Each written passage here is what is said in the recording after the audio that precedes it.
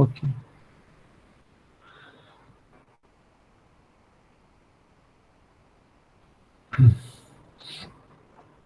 All right. So before we start, there was actually a patient who was admitted today with acute pancreatitis. Okay, and the students who were in campus should have taken the opportunity, knowing you have a CPC today, to actually go and clerk this patient. Even if one of you would manage to clerk this patient, it would have been better. All right, so that you actually have a case to based on this discussion.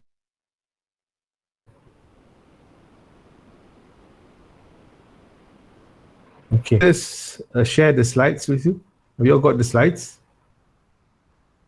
Yes, Mister. So everybody's read the slides, huh? Okay.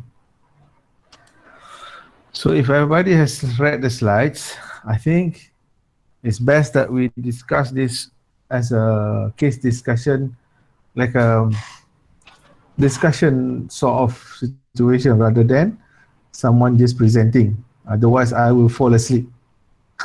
Not you guys, I will fall asleep. All right. All right. Okay.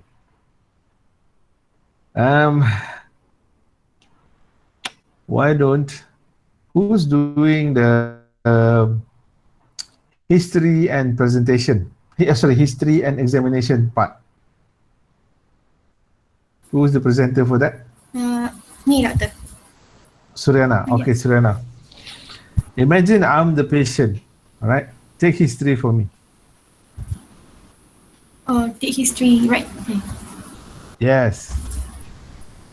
You are so currently you are newly admitted. In the ED. Yeah, just imagine I'm in the ward. Yeah, I'm in the ward. You're coming to the ward, and then you saw, oh, this is a new patient. I better take history from this patient. Okay, go. Okay, Assalamualaikum Pak. Boleh bahasakan Pak Cik ke? Boleh.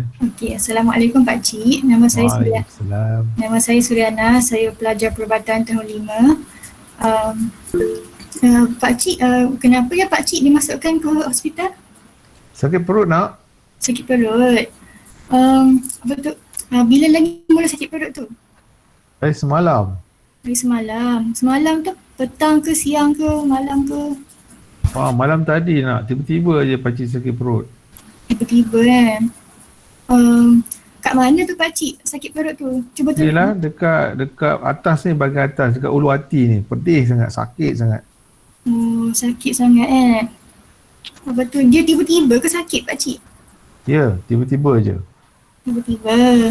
Pakcik boleh ceritakan tak macam sakit tu dia rasa macam macam pedih ke, terbakar ke, ataupun macam senak ke? Dia macam senak lah. Dia macam senak. Senak ya. Ada tak macam dia lagi sakit kalau Pakcik bergerak ke? Kalau bergerak tu adalah sakit sikit, sengal lebih sikit. Sakit kan? Apa tu? Ada tak macam kalau Pakcik tunduk ke depan ke dia lagi sakit? Kalau baring ke belakang, baring ke belakang dia kurang sakit, ada tak? Awak terbalik ni nak? Terbalik. Macam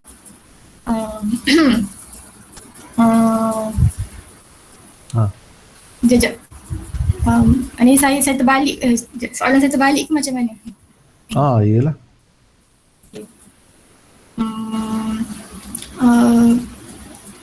Sekejap. Okey, sakit tu dia lagi sakit kalau bergerak kan? Kalau Pakcik tunduk ke depan, ada tak lagi sakit? Tak ada pula. Tak ada. Saya dah cakap terbalik tu nak. Mari tanya lagi sama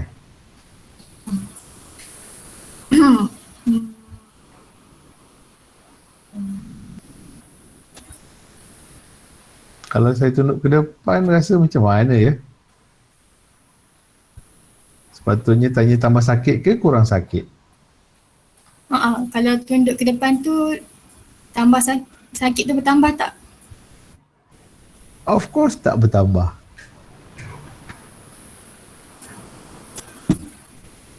Okay. Balik. But, ah, Kalau tunduk ke depan tu sakit tu kurang ke bertambah? oh ya, ada kurang sikit nak, ada kurang. Okey, Reda sikit kurang lah. kan. Ya. Ada kan. Kalau baring pula macam mana? Baring sakit sama lah, sakit lah, dia ada sakit. Okey. Dia sakit tu dia kejap-kejap ada, kejap tak ada ke atau sepanjang masa ada? Dia tadi teruk, sekarang ni ada lagi lah, tapi tak hilang lagi, tapi dah kurang lah sikit sejak dia orang bagi ubat ni. Ubat apa tu? Ubatan sakit lah. Okey. um, kalau Pak Cik boleh bagi macam dari 0 hingga 10 tu yang paling sakit lah, sakit sangat-sangat. Pak Cik nak bagi markah berapa sakit Pak Cik tu? Oh tadi ke sekarang? Tadi dan sekarang boleh. Tadi masa teruk tu saya boleh kata 7 lah. Sekarang ni dah kurang tu mungkin 3 kot, 3 ke macam tu lah.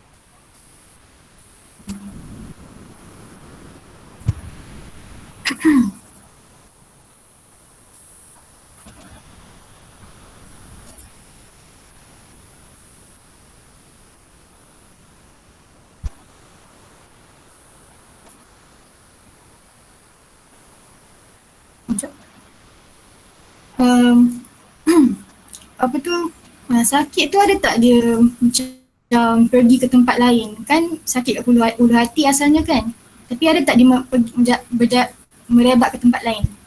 Ke mana? Macam ke belakang ke? Ada. Okey. Selain tu ada tak macam muntah-muntah ke? Muntah tak ada. Tak ada muntah. Okey.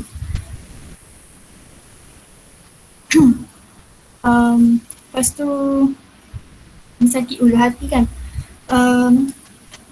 Ada tak Pak Cik rasa berdebar-debar juga? Berdebar-debar tak ada lah, sakit lah. Berdebar-debar tak ada Lepas tu tak ada muntah kan? Tak ada. Makan macam mana Cik? Makan ada hilang selera tak? Hilang selera. Kurang makan ke? Masa sakit ni memang tak selera lah. Air pun kurang minum ke? Air? Air kurang minum. Tak makan tak minum lah bila sakit ni.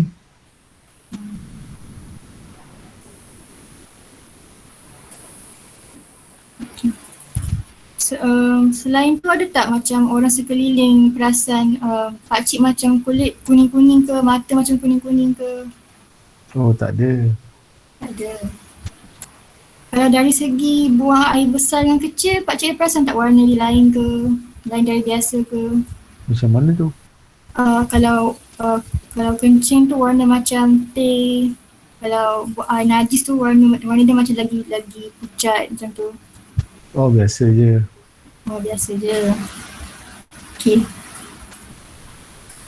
Jadi kalau najis tu tak ada macam warna hitam. Tak ada. Ada. Pak Cik ada gatal-gatal tak? Gatal-gatal badan? Tak ada. Tak ada. Demam ada? Tak ada.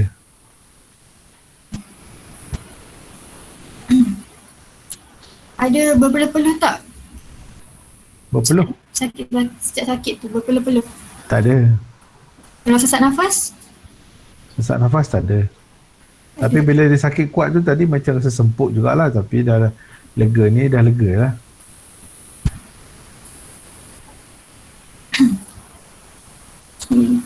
Dia nak tarik nafas sakit bila masa sakit tadi lah. Sekarang sakit dah kurang, tarik nafas dah senang lah.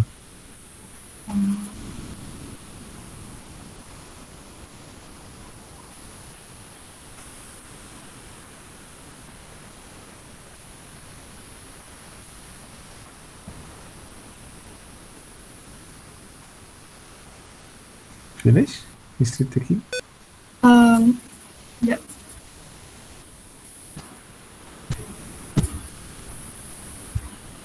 Apa tu?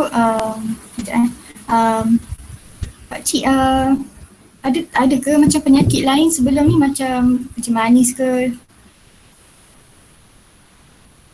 Kencing manis, darah tinggi. Kencing manis Ada. dan darah tinggi ya. Sekarang makan ubat macam mana? Kencing manis makan ubat, tablet. Darah tinggi makan tablet juga. Oh, ada sakit apa tu? Hyperlipidemia. Ada hyperlipidemia. Ada hyperlipidemia ke pakcik? Apa tu? Saya orang kampung. Sekejap itu melalui. Nampak sangat tak pernah tanya soalan Ada penyakit kolesterol tinggi tak? Kolesterol. Ada. Ada. Ubat apa? Tengah ambil ubat apa sekarang? Ubat. Ni lah ubat kolesterol lah. Oh, okey. Selain tu, pakcik macam ada ambil arak ke? Ada tak? Tak ada. Baru-baru ni ada ke macam terlanggar apa-apa dekat bahagian ulu hati tu, macam jatuh ke terlanggar apa-apa ke?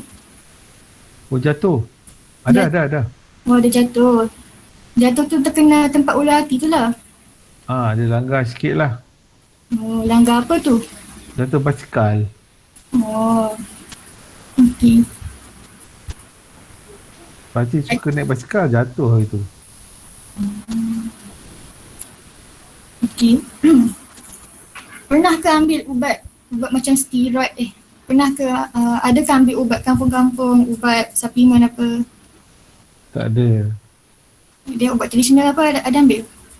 Tak ada. Ya. Ada ke pernah ke kena gigit kena sengat dengan kalajengking ke ular ke? Tak ada.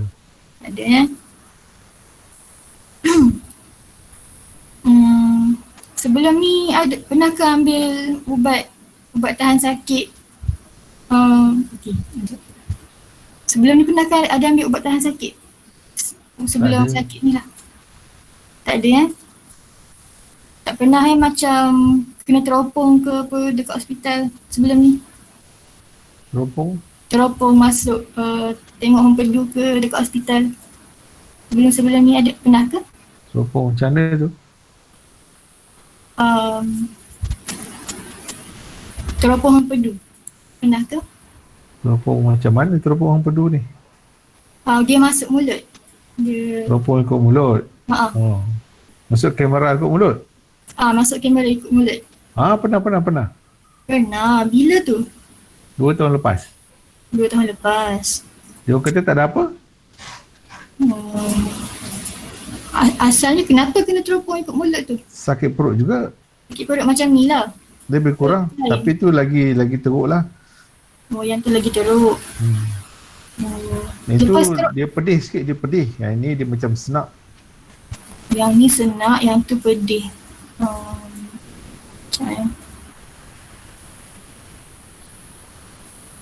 Yang teropong ikut mulut tu, masa tu doktor kata tengok perut ke tengok hempedu?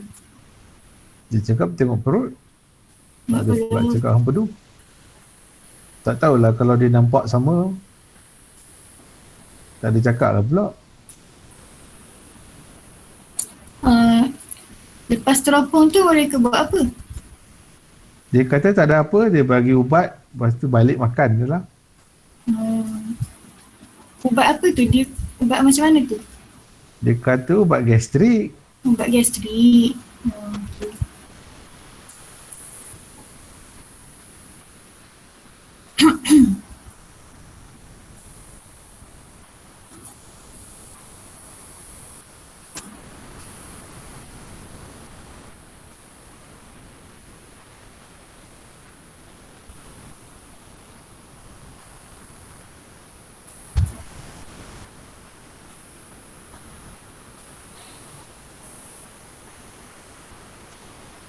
Dekat 20 minit ni.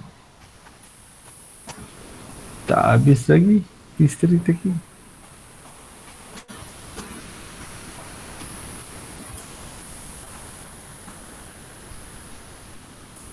Okey lah, cukup lah. Okay, from the history that you have taken, what would be your primary diagnosis and your differentials?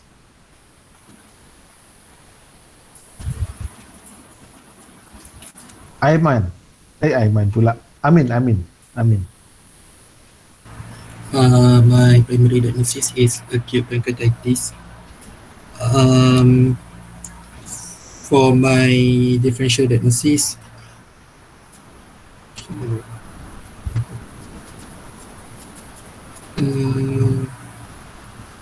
don't like.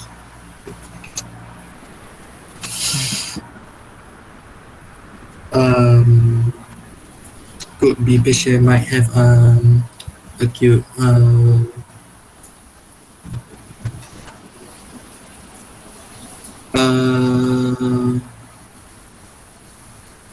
peptic ulcer disease for my differential peptic ulcer disease.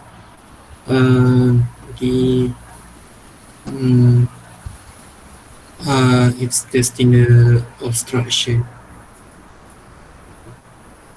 Intestinal obstruction. Wow. Because Why is that? no, because Never mind. It's okay. Salah, tapi okay. Any other differential you might want to offer? actually I want to offer acute cholecystitis also, but because the patient have no fever, no jaundice, just abdominal pain. Acute coli jaundice ke? Acute cholecystitis, acute cholecystitis. No. I will offer Cholangitis unlikely lah kan. Ini that one very clearly off lah sebab tak ada fever, tak ada jaundice. So cannot, not even close. Okay, intestinal obstruction jangan sekali-kali sebut that because patient tak ada pun sign of intestinal obstruction. You should offer, okay, peptic ulcer I accept. That can be true. Yes. Acute pancreatitis I accept. Okay, kita bagi macam orang lain. Afifah, tell me. What's your primary diagnosis and your differential? It can be different from Amin, no problem. Because at this point in time, anything can be there. You've heard the story, you've listened to the history, so what do you think? What would be your answer? My professional diagnosis, acute pancreatitis. Differential can be peptic ulcer, and also how about GERD, Mister? Good. And also maybe lower lobe pneumonia. The lower lobe pneumonia at the epigastric region lah. Okay. What makes it not good? What makes it not good?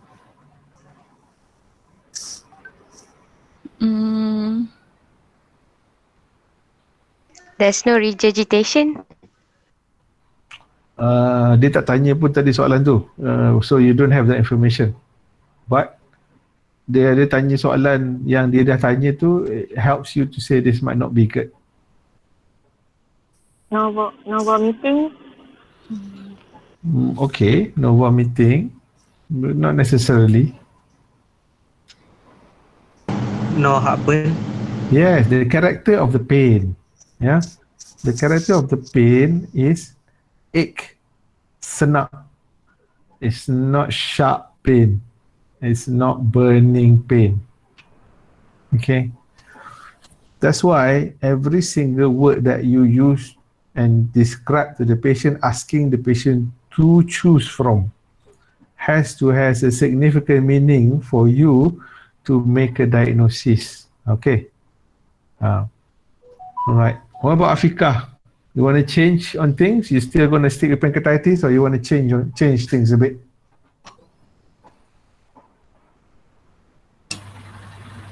Same. Same mana boleh. Your primary diagnosis apa? acute pancreatitis, my differential peptic ulcer disease, Okay. and Lower pneumonia saya tak terima, GERD saya tak terima, intestinal obstruction saya tak terima. So give me something else. myocardial infarction. Okay. Myocardial infarction. That is possible. Musculoskeletal. Musculoskeletal. Do you think this is musculoskeletal? Due to the history of trauma at the gastric, probably there is a injured musculoskeletal at the costochondral area, costochondritis. Costochondritis pain dia kat mana? Costochondral dekat tengah. Yes. Would it be in the middle? Usually in the middle, but atas sikit. No. It will be either side, whichever side that is affected. Or it is exactly on the costochondral joint. And patient would not describe it at the epigastrium. Okay. Ainun Shamila. So my provisional diagnosis would be Tak dengar. pancreatitis. Dekat sikit dengan mikrofon. My provisional diagnosis would be acute pancreatitis. Okay. So for the differential diagnosis, peptic ulcer disease, myocardial infarction, and one more I would like to offer biliary colic. No. Why not biliary colic? Because the patient. Because where is the pain for biliary colic? Oh, right. Okay. And how would never mind, she didn't ask that question. It's okay. Okay. Anna Jidin, any different you want to give? Any other differential?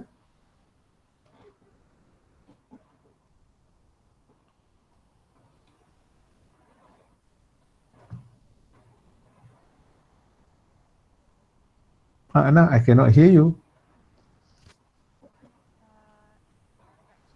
Hello?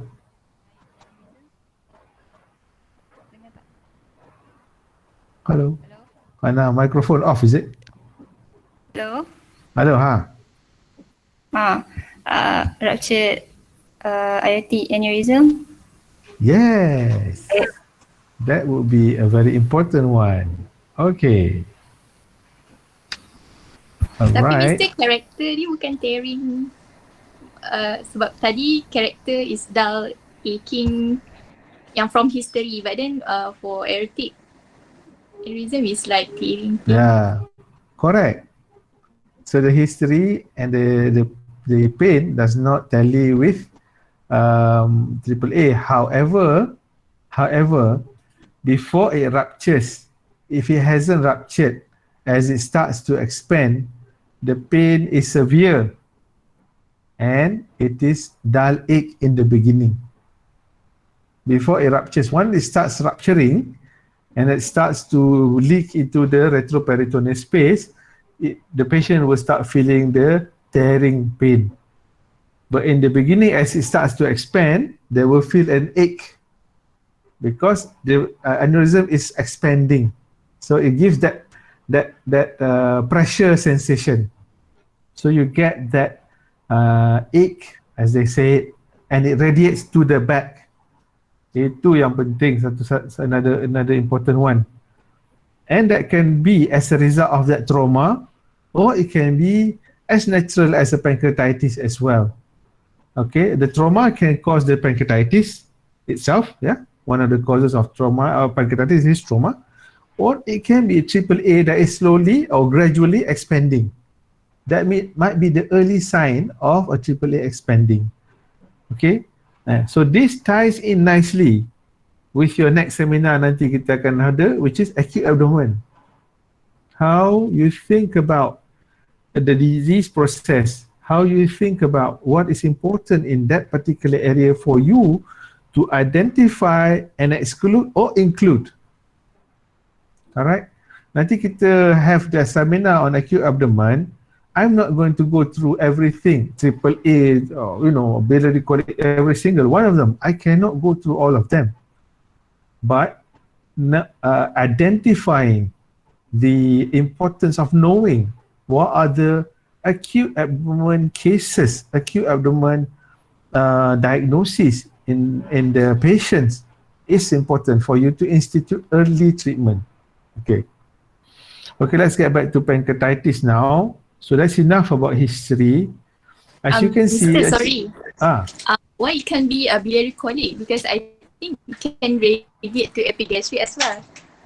It can, but patient does not have any pain in the right hypochondrium. Pain is just in the epigastrium. Okay? Okay. You radiate? Yes, Mister. correct.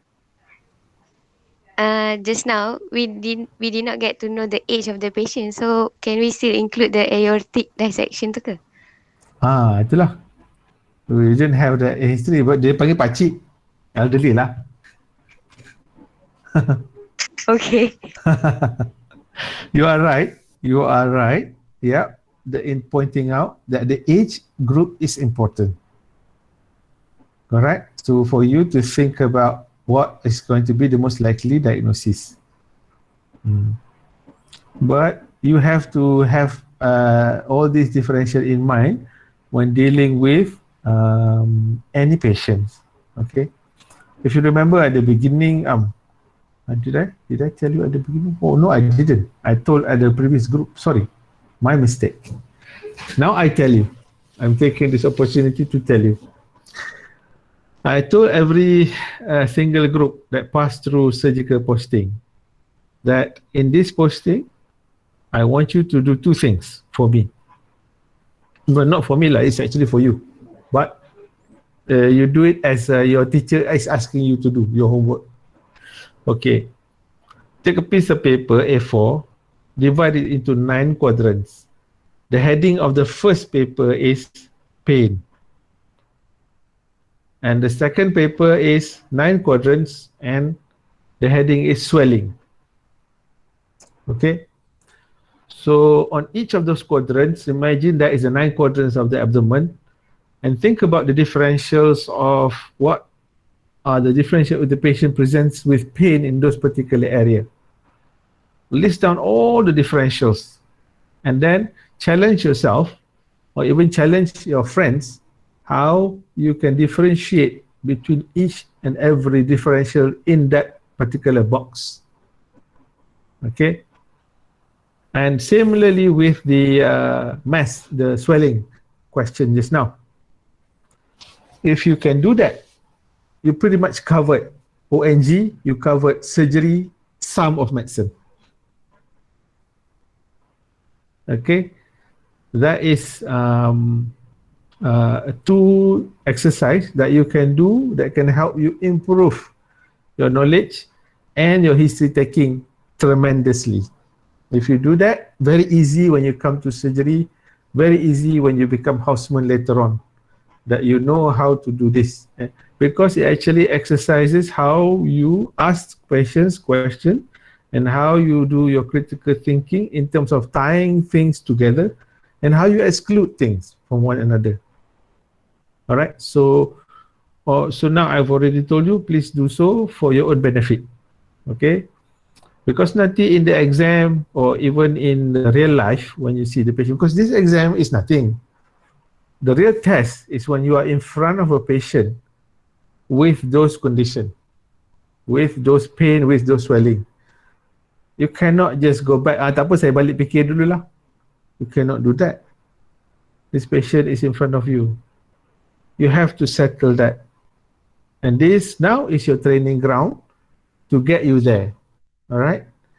So do so at the benefit that you will be better doctors later on. Okay.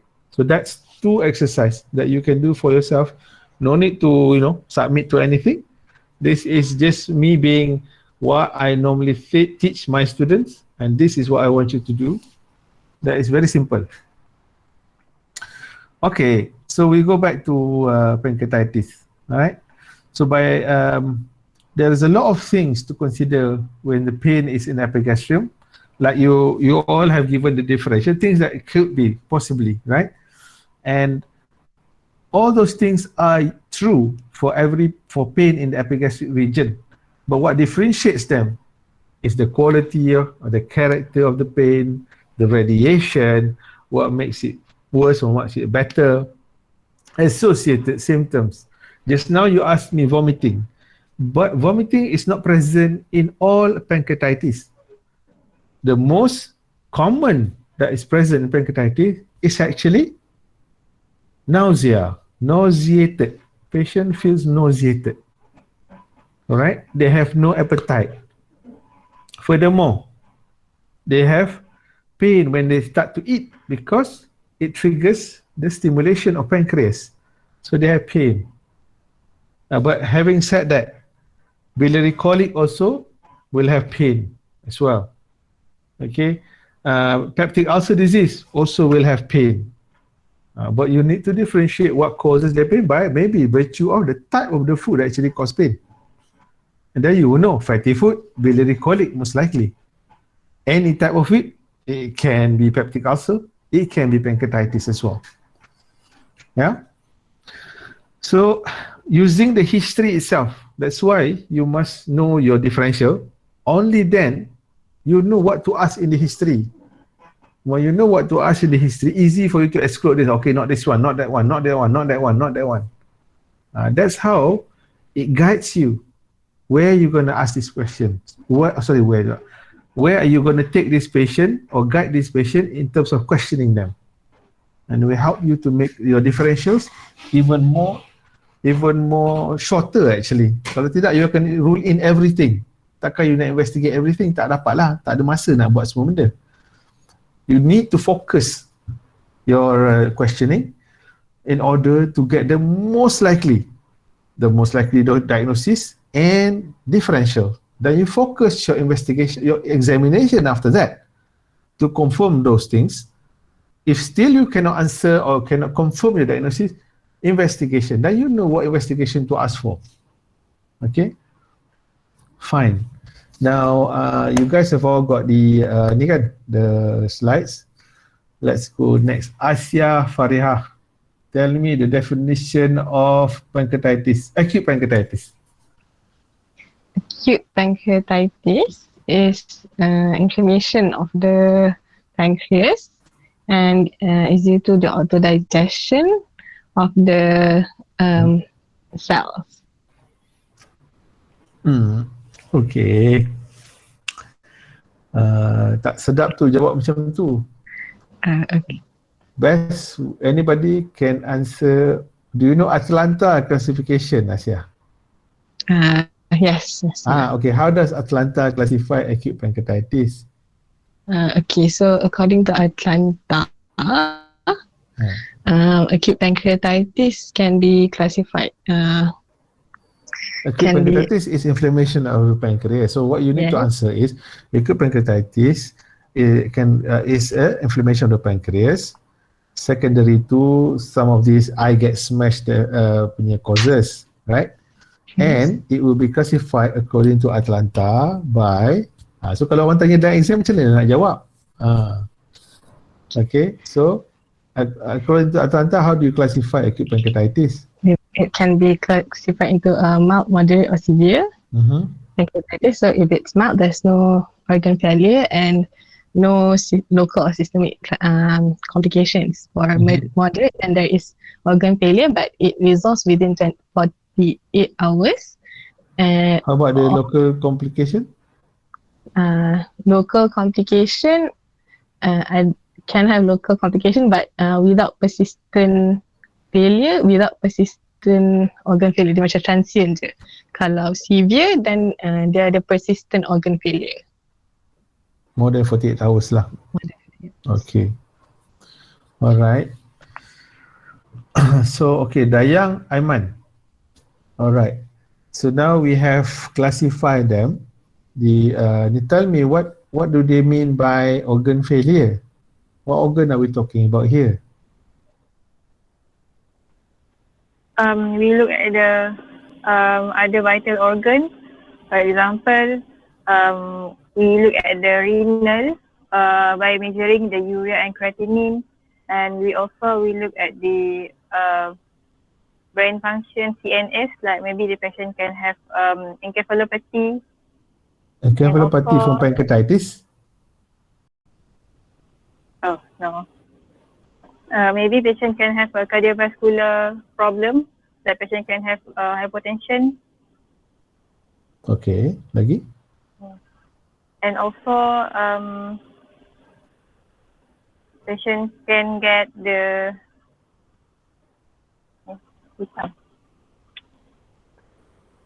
respiratory failure. Respiratory failure, okay. Basically, major organ lah. What major organ lah? Tell me what major organ. So you get respiratory, which is the lung. So you're going to look at the breathing. Okay, cardiovascular. Okay, CNS. Okay, lagi? Respiratory, renal. Renal, lagi? And also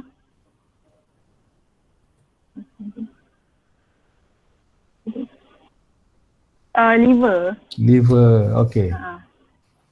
So, because this is okay, tak apa, before we go there, never mind. We'll come to that. I'll come to that point. Okay. So we look at all those major organs. Any dysfunction within the parameters of all those organs are considered organ dysfunction. And you have 48 hours. I mean, at presentation, when the patient presents to you in ED, emergency department, you have seen the patient examined, and then you have make a diagnosis of pancreatitis. You send bloods, and you saw any derangement in any of these organ function based on the blood investigations or even the clinical parameters. You have 48 hours to do something about it. And so that means you have to institute treatment. And after 48 hours, after instituting treatment, you expect, if the patient is having just a mild pancreatitis, those abnormalities will become normalized. But if they persist after 48 hours, despite you have attempted to resuscitate the patient, treat the patient, they persist to be dysfunctional, that means they are considered severe. In that 48 hours, this patient is not considered mild because they already have organ dysfunction. So within that 48 hours that the patient is admitted, they are considered moderate. They're not mild to moderate, they're called moderate severe. Okay, they're called moderately severe. They're almost severe, but they're only moderately severe. But if after 48 hours, they cannot reverse to become mild, they are called severe. Alright? Okay, Engku Nur Izzati. Engku Nur Atika Izzati. Panjang nama dia. Okay. Tell me, what causes pancreatitis again? Okay, so the causes of the pancreatitis can be using the mnemonic I get smashed. Okay, so I is idiopathic, and then G is gallstone, E is ethanol, basically the alcohol, and then T trauma, S steroids, M mumps or malignancy, A autoimmune, S scorpion bites, H is hyperlipidemia or hypercalcemia, and then E is ERCP, and D is drugs. Okay. Where does trauma come but into? the two most common cause of acute pancreatitis. Trauma? Dah tadi? Trauma. Dah. Dah, okay, sorry. Okay. The two most common? The two most common is the gallstone and alcohol. Okay. So, tadi siapa saya suruh tanya soalan tadi? Suryana, is it? So Suryana, next time when you ask question, the scorpion venom ni orang tak apa tanya lah No, instead, you should have asked the medication, hyperlipidemia, as you quite rightly pointed out. Okay, steroids. Yes, you asked about the Mak Jun, not Mak Jun, he said the traditional medications and supplements. Those are the most common source of your steroids sebenarnya. All these supplements which are not governed by the KKM, a lot of them contains levels of steroids in them, unfortunately. So most common, like you asked already, the alcohol, the drugs, the trauma, right? Mums depends lah. Sometimes you might ask, sometimes you don't need to ask. Hyperlipidemia, especially, definitely. Okay.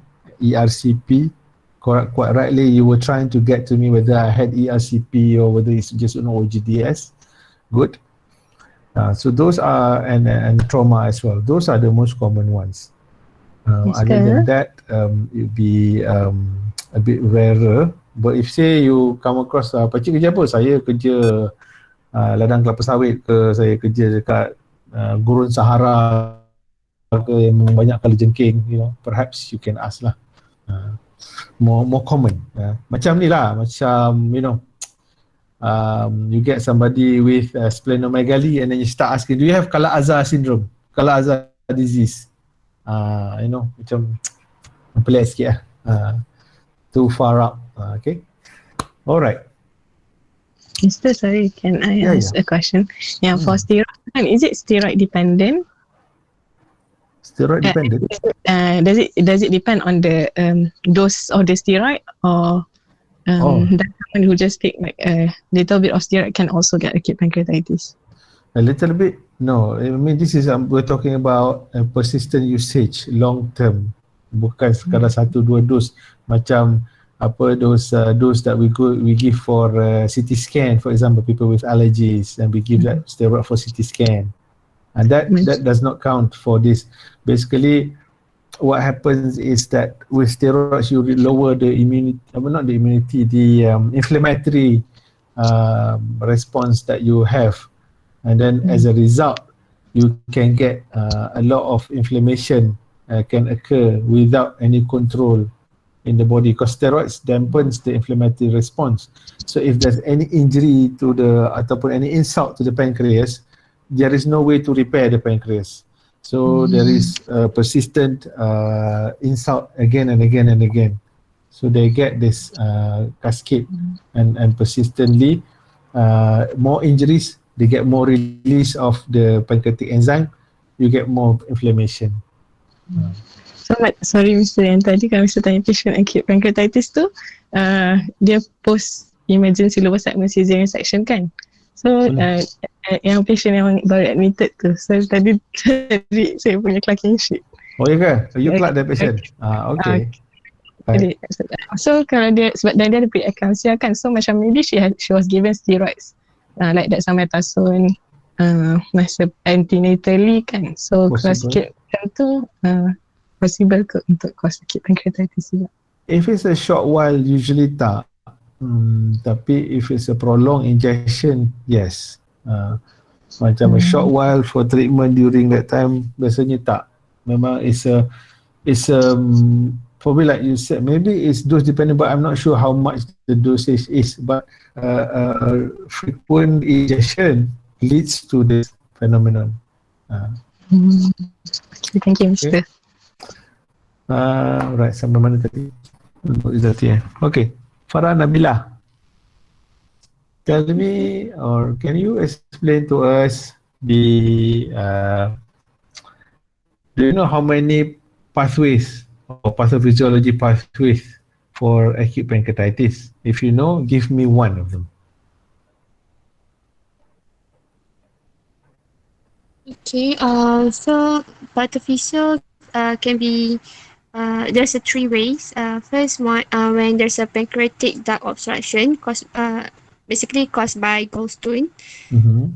And next will be single cell injury. Okay. Maybe due to alcohol or Toxic drugs, metabolites. trauma.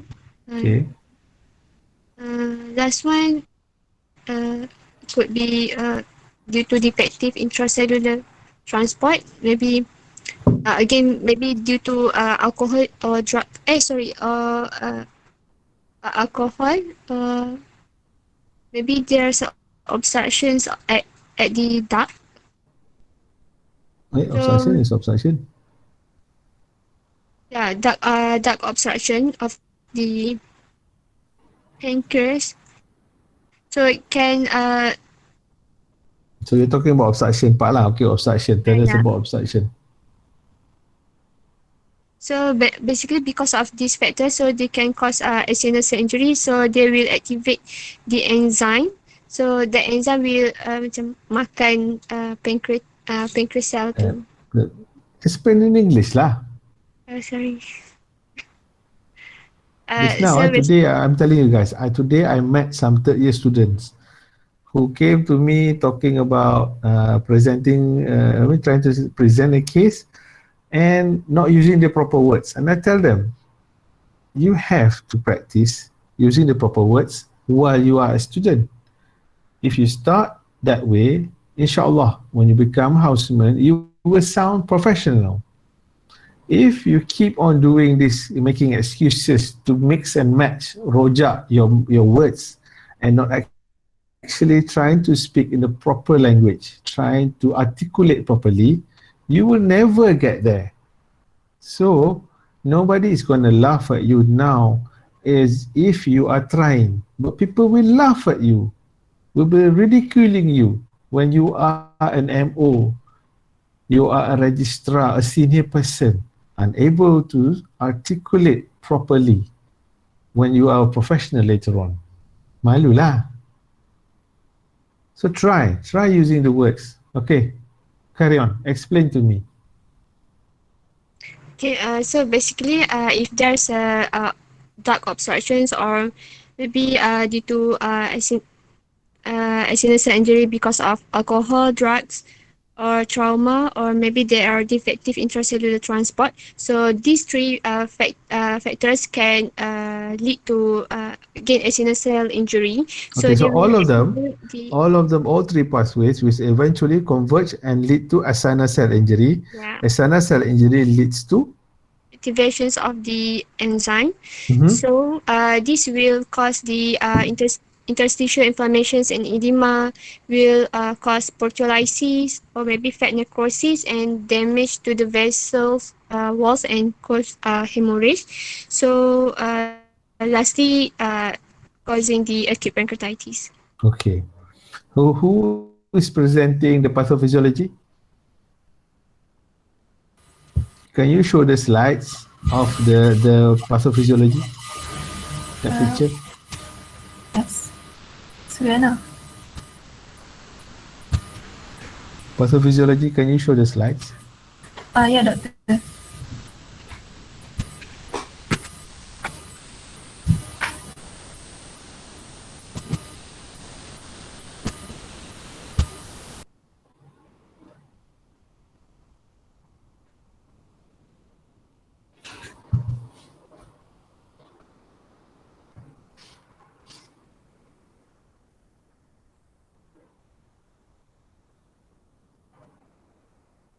Mana dia?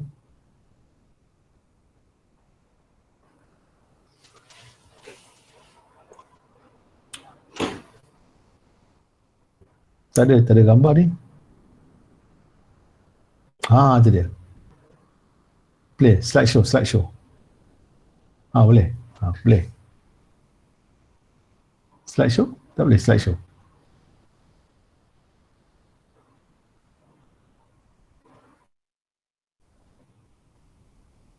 Dia tak keluar Tak keluar gambar. Okay lah, tak apalah. Okay, so here we are. Pancreatic duct obstruction, as you said, gallstone causing obstruction. Then there will be increased pressure within the ducts, and that then inadvertently leads to early or inadvertent activation of the pancreatic enzyme within the pancreatic duct itself, and then leads to autodigestion there. And then you have a sinus cell injury, which is a result of a direct metabolites such as drugs that scorpion venom, the alcohol itself, and then the effective intracellular transport of proenzyme within the acinar cell itself, again, which leads to activation, early or accidental activation of the enzymes within the cell, leading to all three pathway leads to acinar cell injury. Okay, so when you get acinar cell injury, you get inflammation. And as you quite rightly say, there will be inflammation involving the pancreas, sometimes also involving the surrounding organs, and also it can damage the blood vessel around it and causes hemorrhage. So those are hemorrhagic pancreatitis. What blood vessel runs near to the area? That can easily become a complication of pancreatitis. Splenic artery. Splenic artery. Splenic artery. Okay, Farah Nabila, is it? Your turn, is it? Bukan, orang lain. You dah jawab kan? Dah. Okay. Oh, cepat je dah. Oh, takut dia. Okay. Fatimah, Fatimah Muhammad, tell us the complications of pancreatitis. How you divide the complications of pancreatitis? So, the complications of pancreatitis can be divided into local or systemic. So, if local complication, it can include acute peripancreatic fluid collection, pancreatic abscess, pseudosis, pancreatic ascites, hemorrhage, or portal or splenic vein thrombosis. Okay.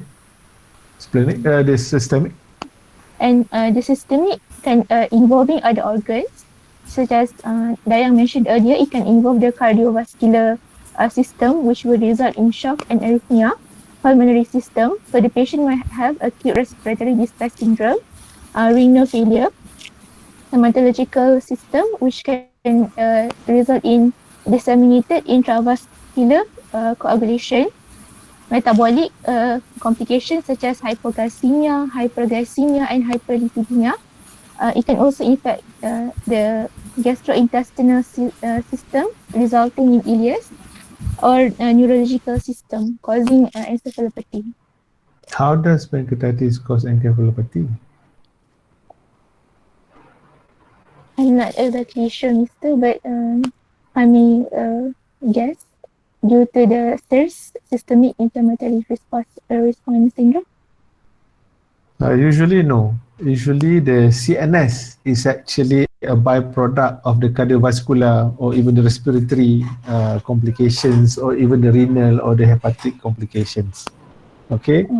Okay. So pathophysiology of this pancreatitis is actually inflammation. And for some reason, the inflammation in pancreatitis is not only localized to the immediate vicinity. The inflammation spreads throughout the body. The inflammatory cytokines, interleukins, all those interferons actually gets disseminated all over the body.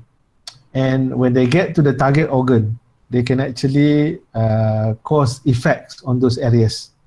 Example, you get acute kidney injury secondary to renal tubular acidosis. Okay, because it causes inflammation as well in the renal tubular, in the nephrons. Okay, and then it goes to the lungs, where you say it causes acute respiratory distress syndrome. What is acute respiratory distress syndrome actually? Anybody? Fatimah, do you know?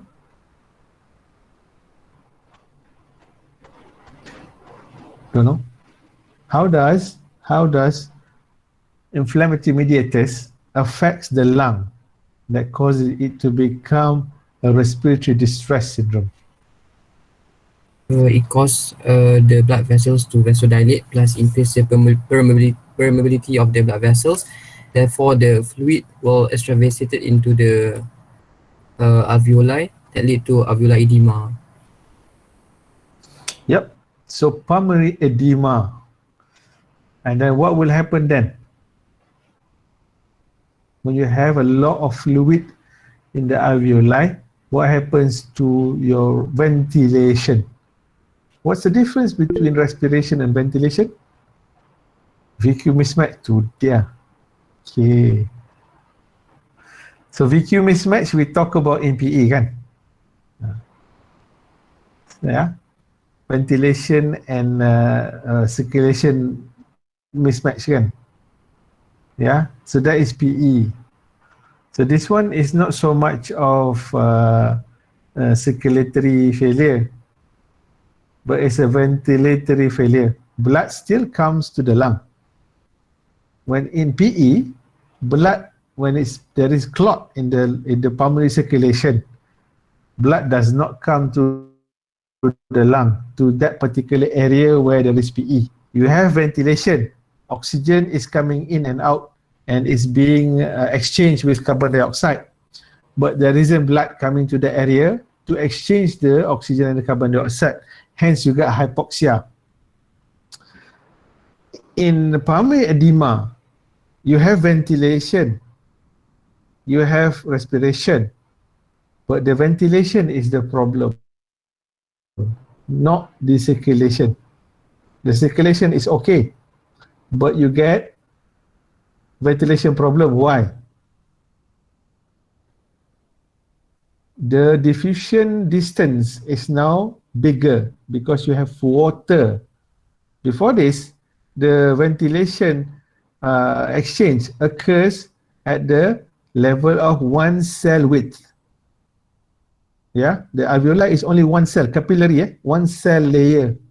Now you have one cell and you have water. So the oxygen and carbon dioxide has to dilute first with the water and then goes to the cell, then get into the blood. So the ventilation or the perfusion distance becomes longer or much wider. So that's when you have your perfusion and ventilation mismatch. Oh, sorry, perfusion. Perfusion and ventilation. Perfusion is okay. Ventilation is a problem. In PE, ventilation is okay. Perfusion is the problem. Understand? VQ mismatch. Yes, you are right. But the other way around. Yeah. Okay, good. I've never actually explained to anyone that way, but yeah, you're making me think as well. But good. Next time I will use this. All right. Alhamdulillah, I'm able to explain to you. Hopefully, you will also be able to explain to someone else, so that the knowledge will be spread further. Okay.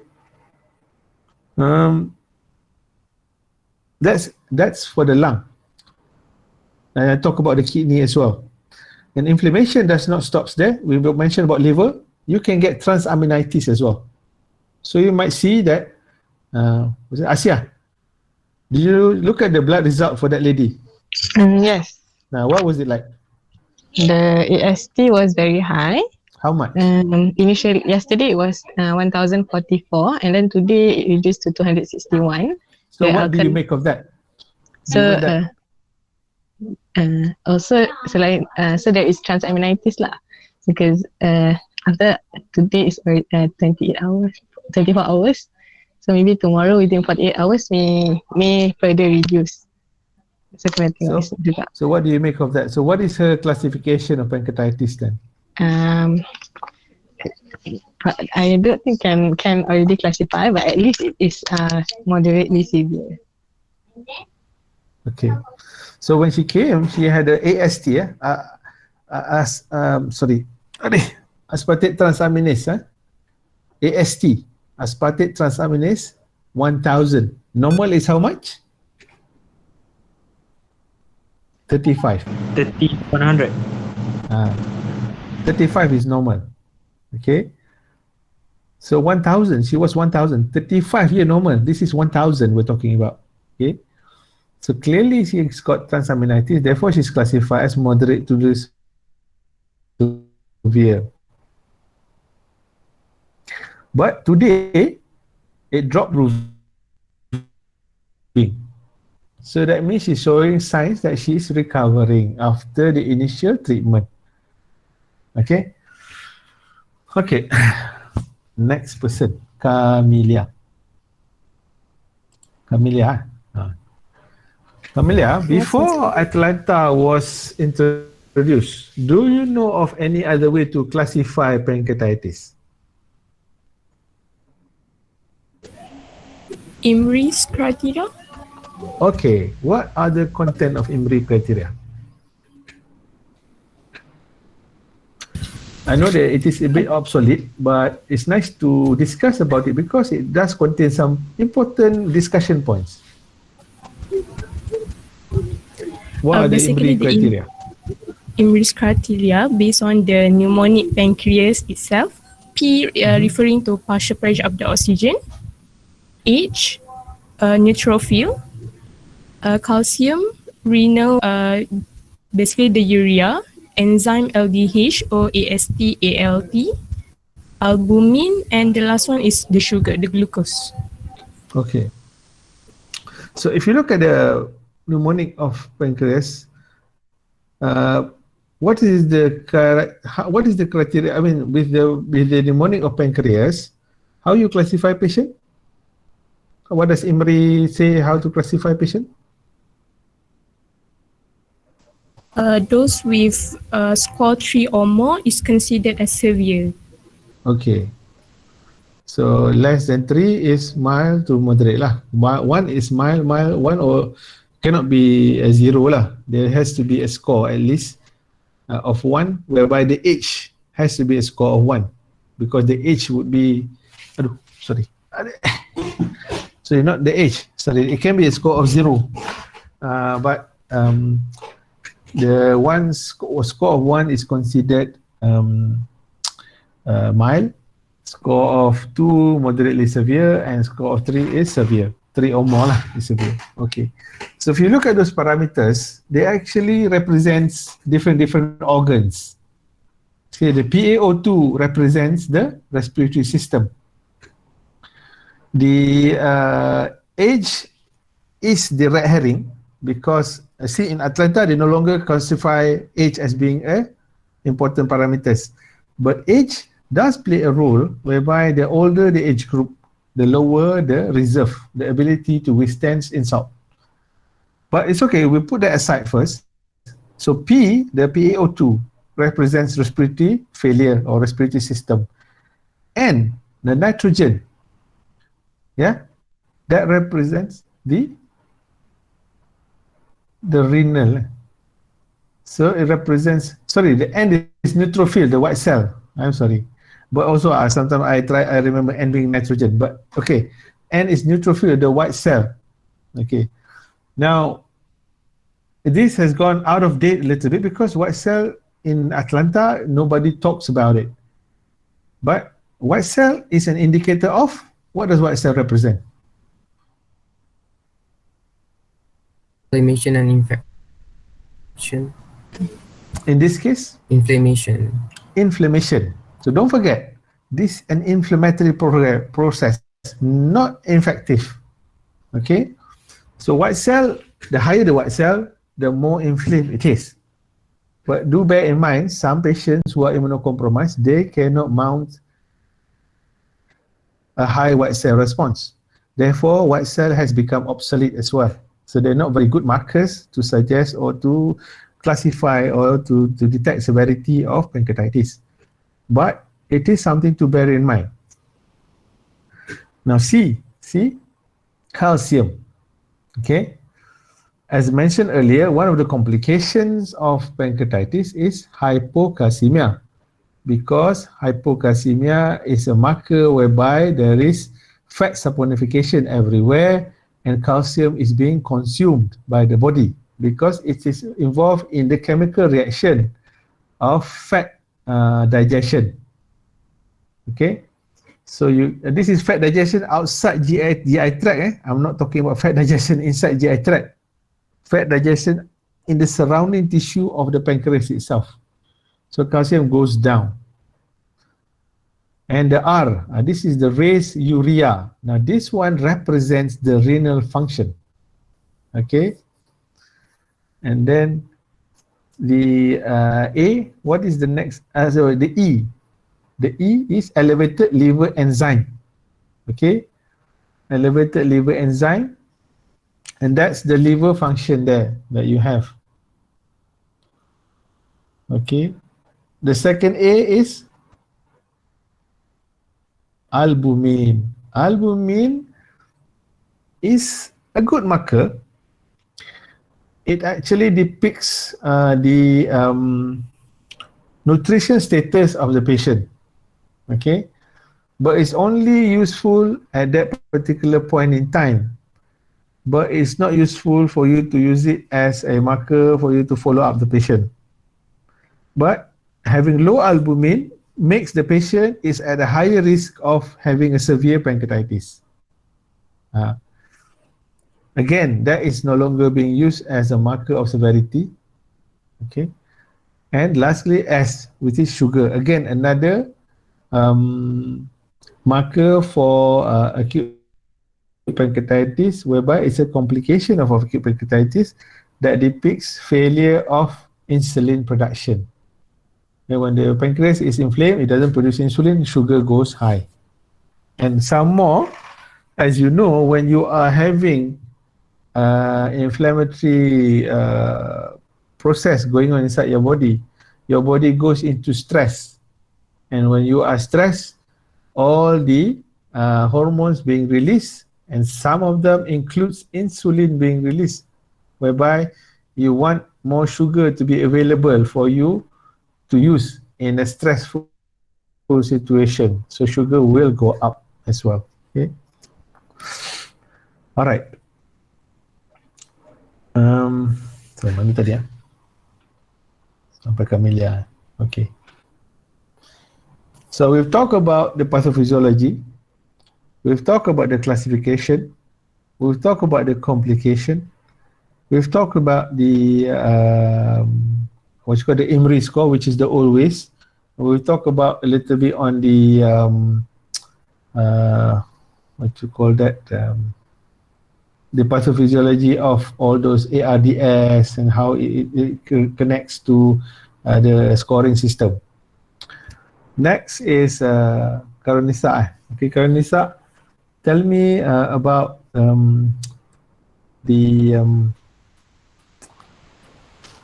tell me about the sequelae of acute pancreatitis. What happens to the patient when they come in the ward, to the emergency department, and what happened to the inflamed pancreas?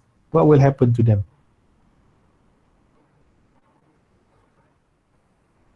Do they just become inflamed and get better, and that's it?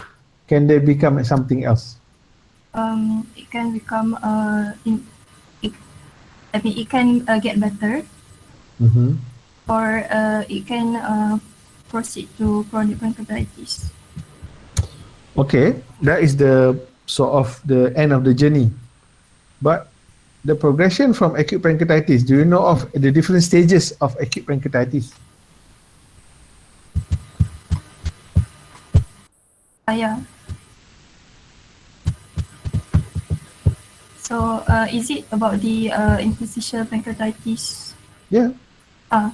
So for the interstitial pancreatitis, if it less than 4 weeks, we call it as acute peripancreatic fluid collection. If it more than 4 weeks, then we call it as pancreatic pseudosis. However, in necrotizing pancreatitis, if it less than 4 weeks, we call it as acute necrotic collections. And if it's more than 4 weeks, we call it as a wall of necrosis. Okay. So there's two pathways here. From acute pancreatitis, there's two pathways. One pathway from acute pancreatitis is called interstitial edematous pancreatitis. That's the first stage. Or it can go to the other side, which is necrotizing pancreatitis. So the acute pancreatitis breaks into two. One is interstitial edematous pancreatitis. The other one is necrotizing pancreatitis. Now from these two, okay, from the interstitial edematous pancreatitis, you come to acute peripancreatic fluid collection. On this necrotizing pancreatitis side, you come to acute necrotic collection. Both of these less than 4 weeks. Now when it becomes more than 4 weeks, this acute peripancreatic fluid collection becomes pseudocyst, and on the necrotizing side, acute necrotic collection becomes wall-off necrosis. So those are the two sequelae pathway what happens to the pancreatitis. At any point, they can actually become healed, okay? At any point. So you just need to understand what are the difference between them. So for interstitial edematous pancreatitis is just inflamed pancreatic tissue. Only the pancreatic tissue is inflamed. Nothing else. No local complication. There is no fluid outside. All fluid is inside the pancreas, and the pancreas is bulky. Necrotizing pancreatitis, the same. Inflamed pancreas, but there are necrotic area. Now, Muhammad Ammar, can you tell me what's the definition of necrotizing pancreatitis?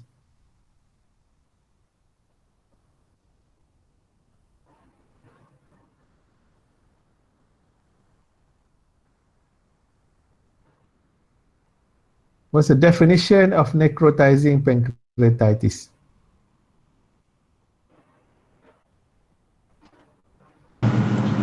Hello, dengar tak? Ya. Necrotitis, pancreatitis is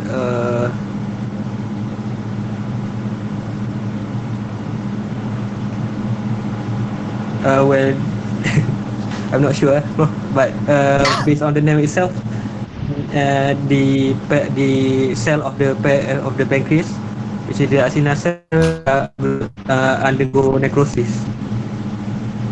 Yes. How do we define that? Just a small area consider necrotizing pancreatitis, or how big of an area baru you consider this necrotizing pancreatitis? A large area. How large? Large area. Then we. I'm not sure about that. Okay. Muhammad Jaslan. Yeah, what is the definition of necrotizing pancreatitis?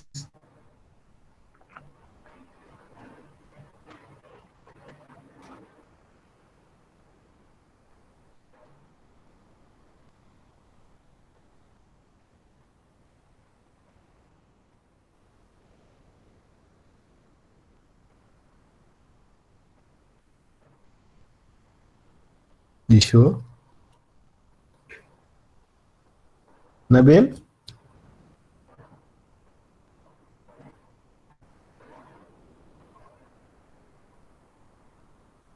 Muhammad Nabil, do you know? No.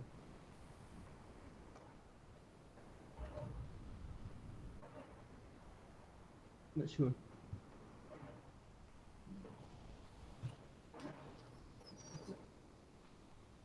Hello?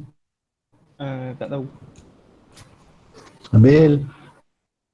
You know, you don't know? Tak. Hello? Yeah. Don't know, is it? Okay. Fine. The answer is, or anybody want to give me the answer?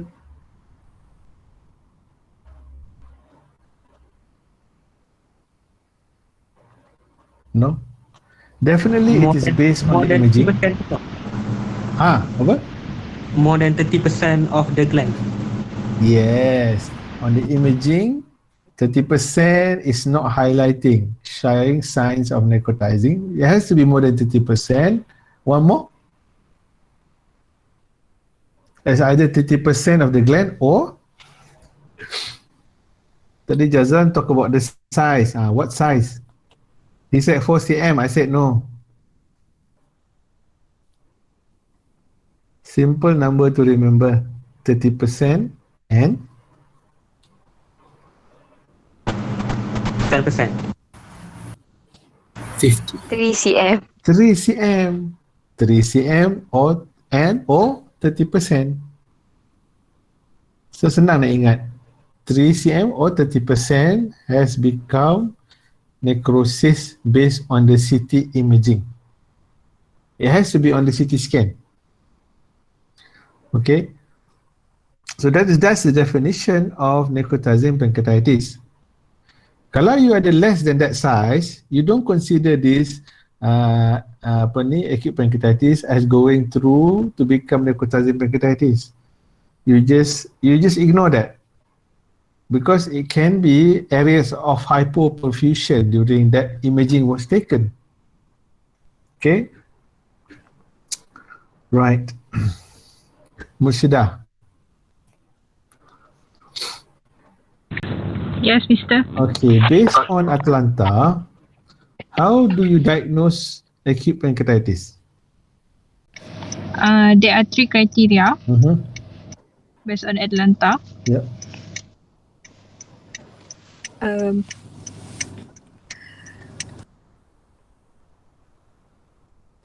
It must be 2 out of 3. It must be 2 out of 3 of the criteria. Okay. At least there is abdominal pain suggestive of pancreatitis, and then elevated serum amylase or lipase, and then imaging much? finding evidence. How much elevation? 3 times fold. 3 times normal limit. But what is the normal limit? Normal limit.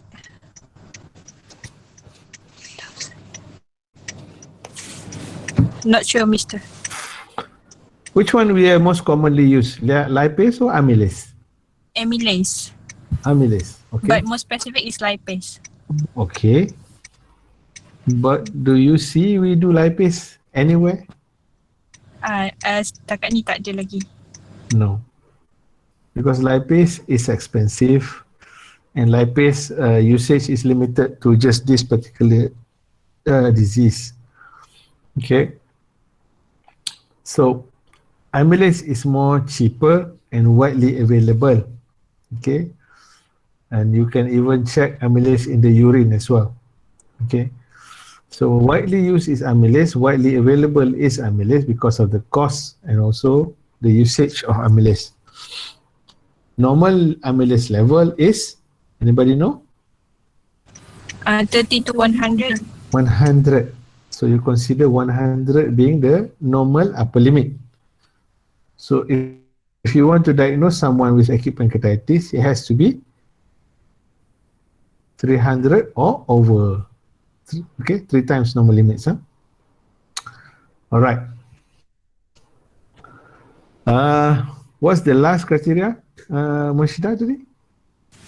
Clinic imaging findings. What imaging? Okay. What imaging that we use for pancreatitis?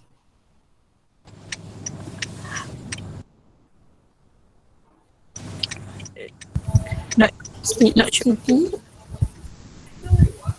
CT scan. Contrast enhanced CP or MRI or transabdominal ultrasound. Which one do we normally use? Most commonly, which one do we do? CT scan. To diagnose? No. Ultrasound HBS. Yeah. That's the most common that we use ultrasound first. CT scan, this is the controversy. Not controversy, but this is something that we need to consider when we are trying to make diagnosis. Okay. As you mentioned, the diagnosis is based on the 2 out of the 3 criteria. Okay, you have your typical abdominal pain findings. You have your biochemical markers in the form of the enzyme being elevated. So you got 2 already. So for the third one, imaging, we don't need a hi-fi like CT scan or MRI. Suffice to have ultrasound, because ultrasound can give us the condition of the pancreas itself. If there was a collection, you will see collection. Ultrasound can give you that. They may or may not. Okay, that's one of the limitations of the ultrasound is the depth of penetration of the sound wave itself.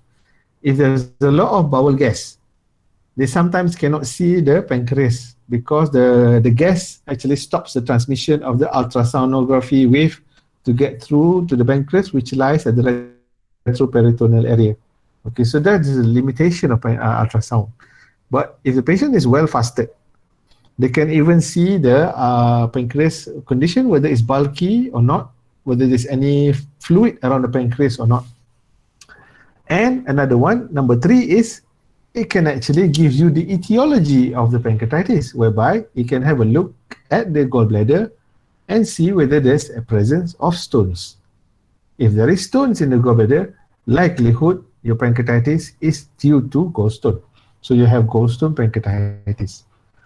Okay, and the good thing about ultrasound is widely available, it's cheap, and there is no radiation involved. There is no risk to kidney, especially when you have patient who now has developing or are developing renal impairment secondary to pancreatitis.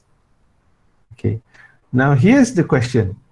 You mentioned here about CT scan, and I said no, we don't do CT scan to diagnose pancreatitis.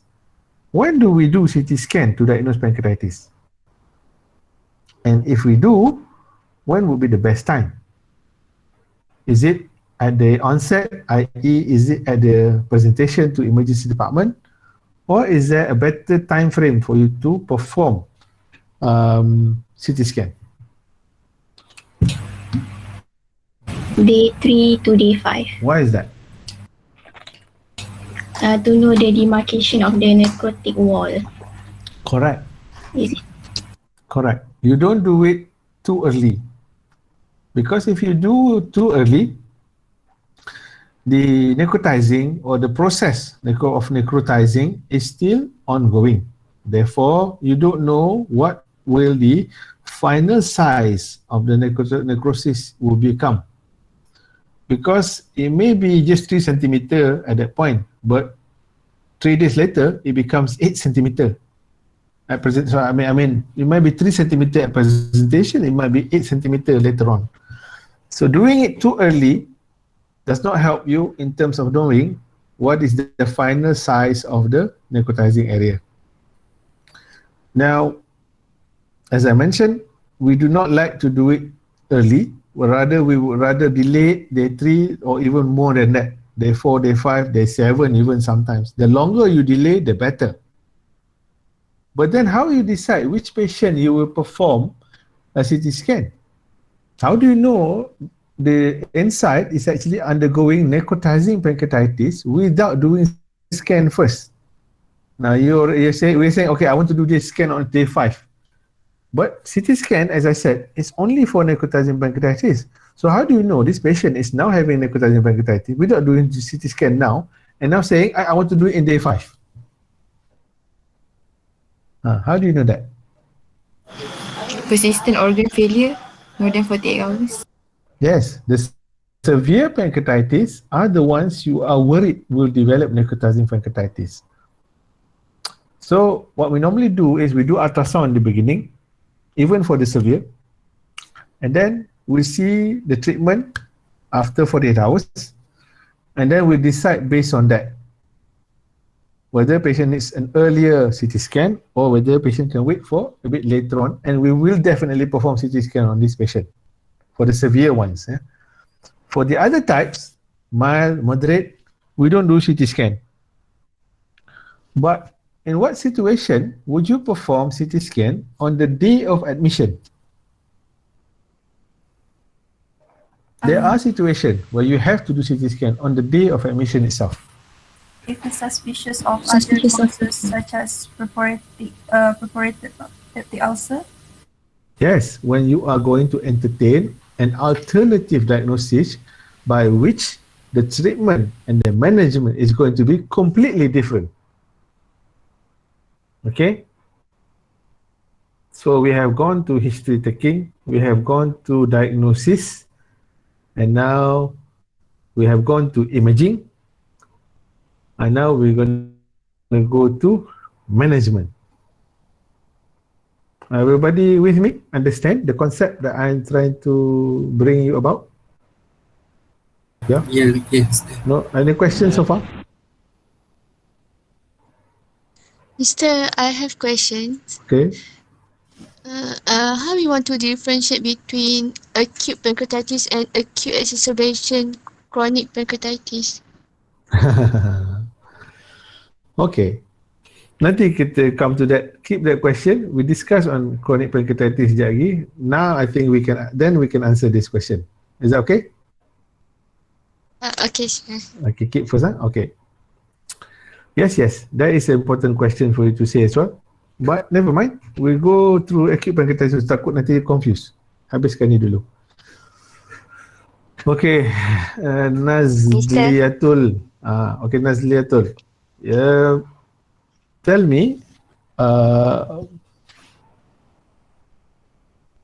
how do we manage acute pancreatitis?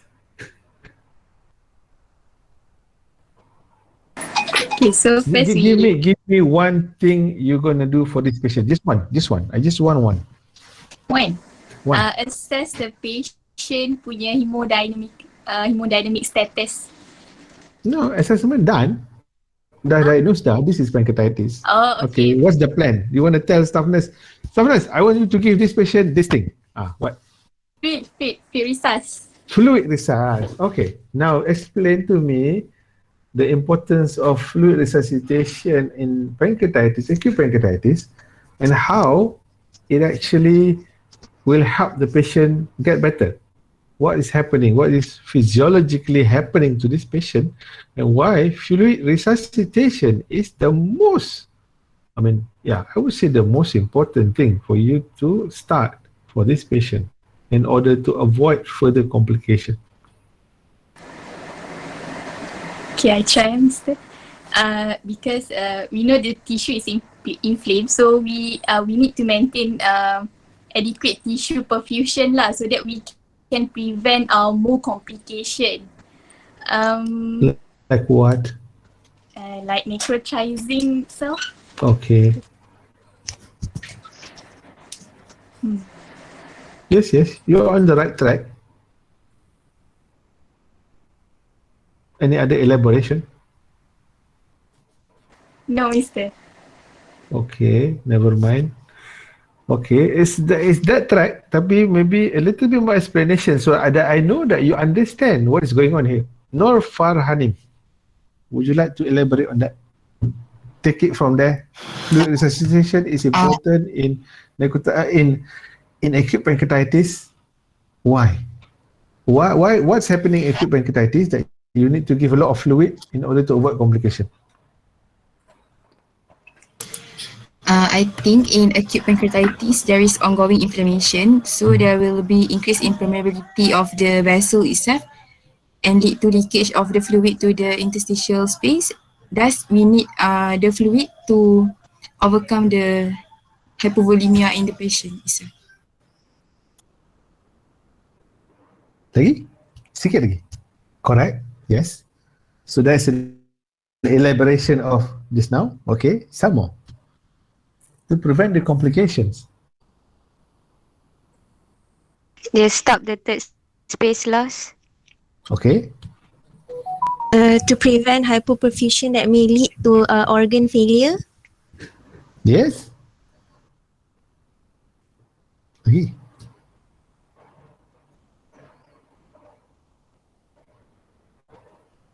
To lessen the severity of inflammation. Not so much that one. Inflammation is there, but it's more on the fluid, the hypoperfusion state and all these things today.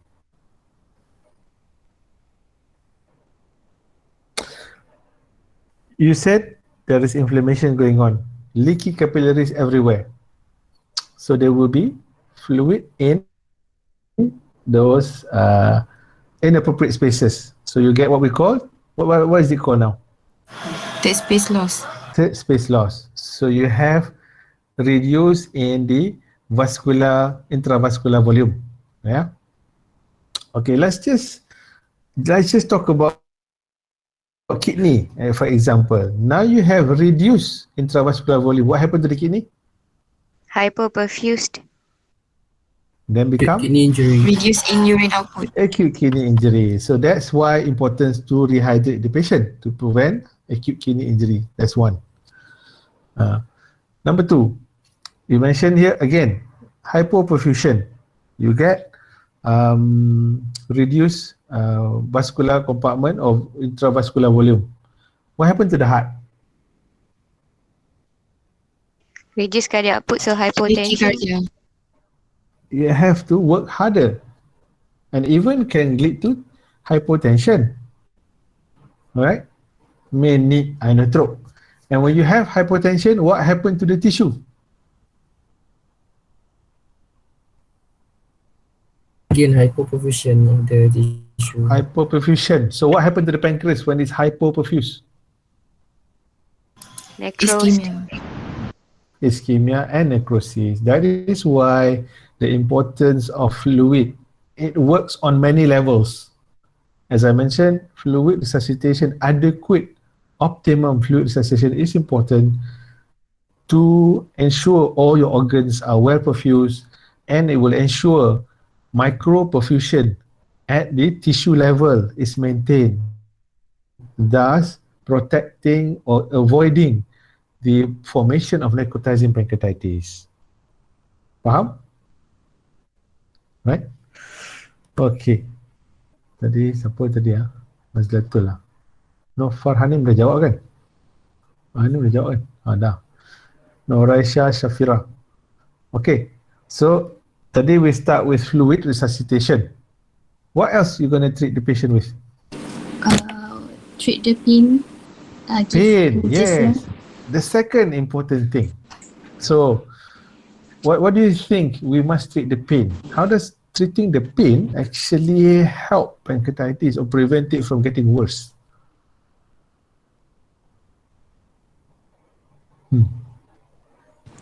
Maybe it can reduce the inflammation. Okay, you bagi NSAID boleh lah, tapi not really the key points here. To reduce stress for patient. Reduce stress. Okay, how does reduce stress help to prevent complication? You're right, that is correct, but elaborate. That means I want to know what is your understanding of it, whether it's correct or not. Just now you mentioned that when the body is stressed, all the hormones are all out, so we want to prevent that thing. Okay. You know that the stress hormone are actually protective mechanism of the body. So they're not all bad sebenarnya. Being stressed is not all bad. It makes you work. Okay. No. That's not the cause. That's not the reason why we want to prevent stress for this patient. Patient is already under stress because of inflammation. Yes, you want to reverse this process of stress.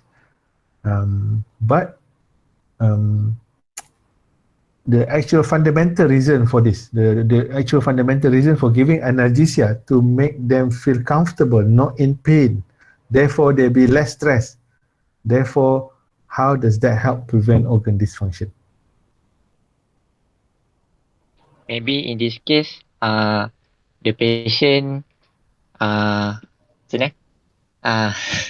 basically kalau ikut physiology, when patient is in stress, so basically patient in a fight or flight mode. Fight or flight mode. So basically patient in sympathetic condition in which basically all the organ have to macam work overtime. So if we give analgesia to this patient, so the patient can a bit relief and thus reduce the burden to the other organ. Not quite. Okay. Now this is a little bit more in depth. When you have stress, okay, fight or flight response, you get what being released? Inflammatory markers. Inflammatory markers, yes. Lagi? Cortisol. Cortisol. Also? Norepinephrine. Epinephrine. Okay. because cortisol raise your what you call sugar production, release glucagon, glucagon, so there will be less storage, more release of the sugar into the body in preparation for the fight response lah. Okay, but adrenaline, the epinephrine here. Okay, what does adrenaline do? Vasoconstrict.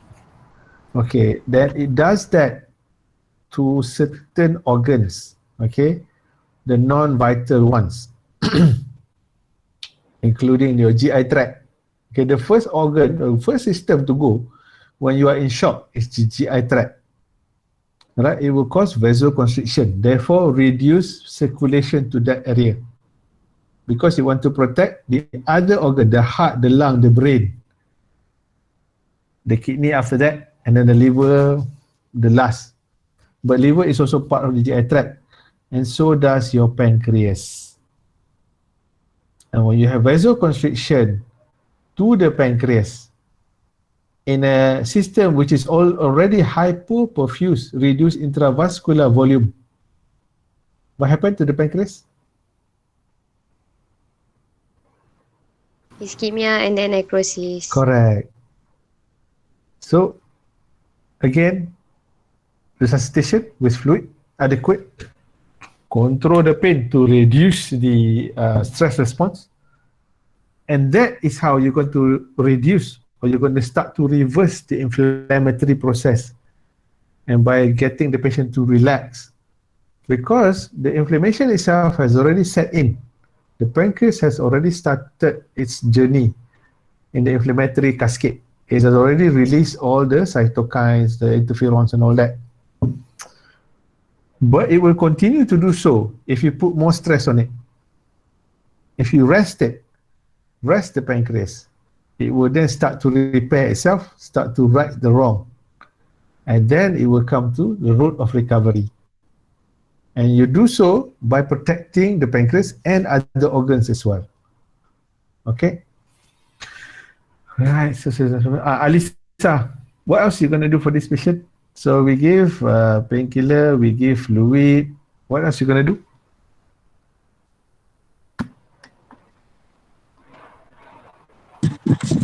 Maintain the nutrition of the patient.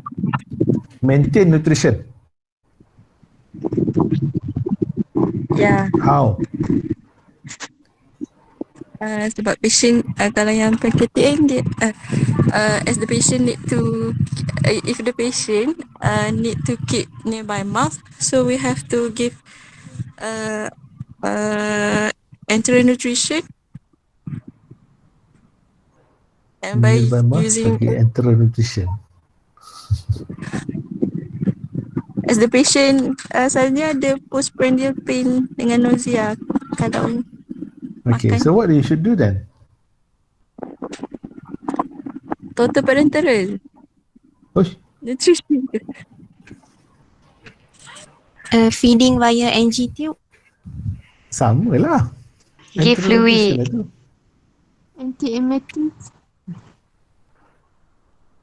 Keep nearby mouth dulu. Rest the pancreas sekejap. Okay, so this is what you do when you see the patient coming through ED. Keep nearby mouth first, because you want to rest the bowel, rest the GI tract, rest the pancreas. Let it rest at least for the next couple of hours, and then probably most likely is up to 24 hours.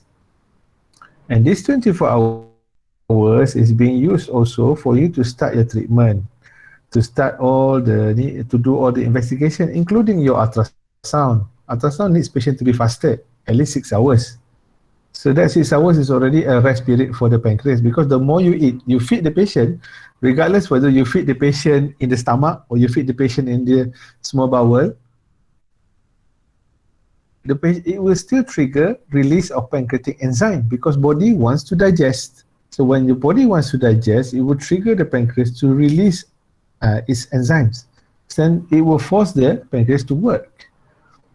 So you want to rest it first, the first 24 hours. After that, if the patient is improving, patient seems to be okay, we tend to challenge the patient with oral fluid and see whether it triggers any more pain. If it doesn't, which means you already adequately resuscitate the patient, you have already adequately given the patient analgesia, you may resume the feeding. We're not going to give this patient TPN. No. The time that we give TPN is when it is severe pancreatitis and has already developed complications.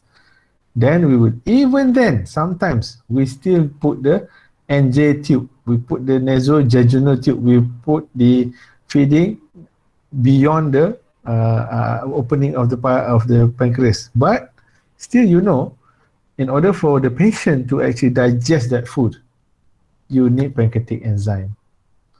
So we still give enteral nutrition, but parenteral if say the enteric route is not accessible. So oral nutrition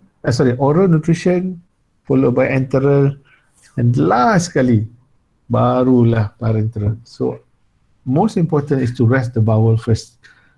Give it time for it to rest while you are ni. Okay, Atika, just now we talk about white cell being high. If your patient comes to you with white cell high and you diagnose the patient with pancreatitis, do you need to start antibiotics?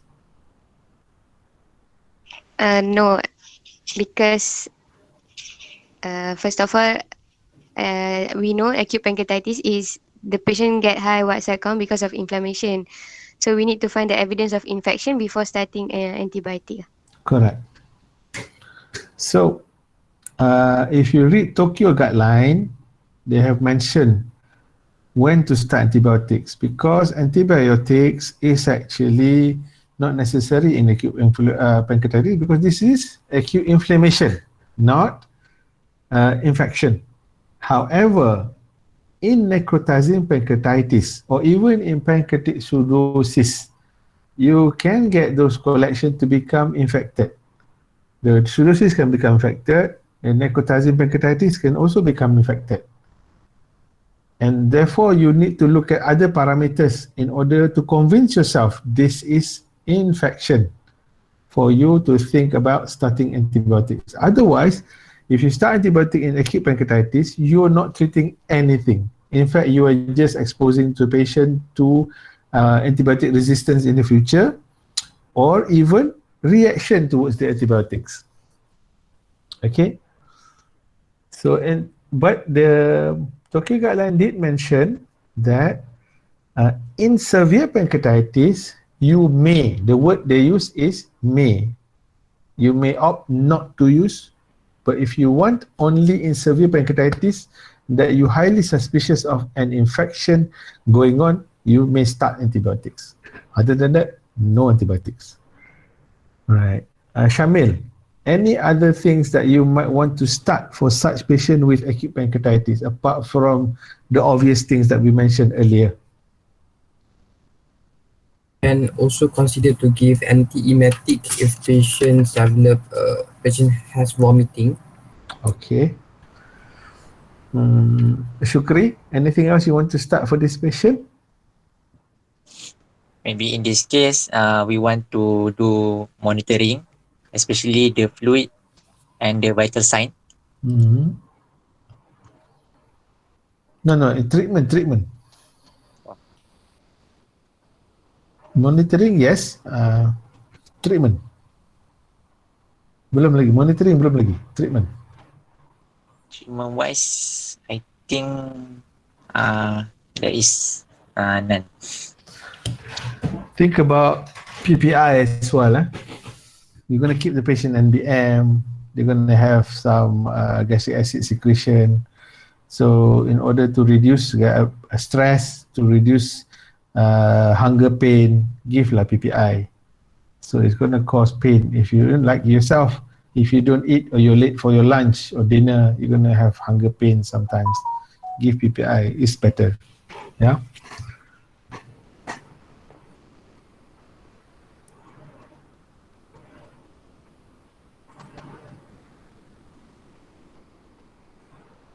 Okay. But doctor, for the PPI, you want to give to the patient, macam masa kat ED tu ke buat ke macam mana? Ni memang ini these are all initial initial apa ni? Initial examination. You Mister. Mister, for the PPI, do we give pantoprazole and ranitidine both, or we can just give one? And One also only. magnesium trisilicate, or one only? One only. PPI only. Yang lain tak payah. Alright. Okay, Siti Hajar, how do we monitor this patient? So in the ED, you need to plan. So for monitoring, we monitor closely for 24 to 48 hours, and then we monitor the patient vital sign, the urine output, because we scared of ATI. How do you monitor urine output? We put patient on catheter. Okay, so that's the important thing. You must put the patient on catheter. Okay. Do you need to put RAS tube?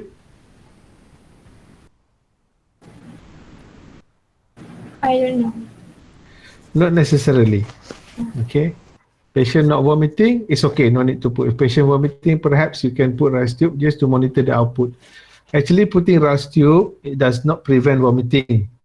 Some people saying, oh, putting RAS tube will decompress the stomach, prevent vomiting. It actually doesn't prevent vomiting because this patient does not have obstruction. But we put RAS tube so that we can actually monitor the amount of secretion in the stomach. Therefore, we can calculate our input-output charting better. Because if the patient vomits out to the floor, I don't know how much patient has vomited. So it's very difficult for you to monitor the hydration status of the patient and how much fluid you want to replace or give to this patient. As I mentioned earlier, fluid resuscitation is very important. If you miscalculate the amount of fluid that needs to be given to this patient is underperfused and they will get complication. Right? So your standard monitoring, blood pressure, heart rate, temperature, respiration rate, SpO2, and also RAS tube if necessary, and the urinary catheter to monitor hourly the urine output. Okay, fine. Okay, Siti Shazwani. So you have done, you have treated a patient with acute pancreatitis, and you have done all these things. So how do you manage? What do we do with pancreatic pseudocyst?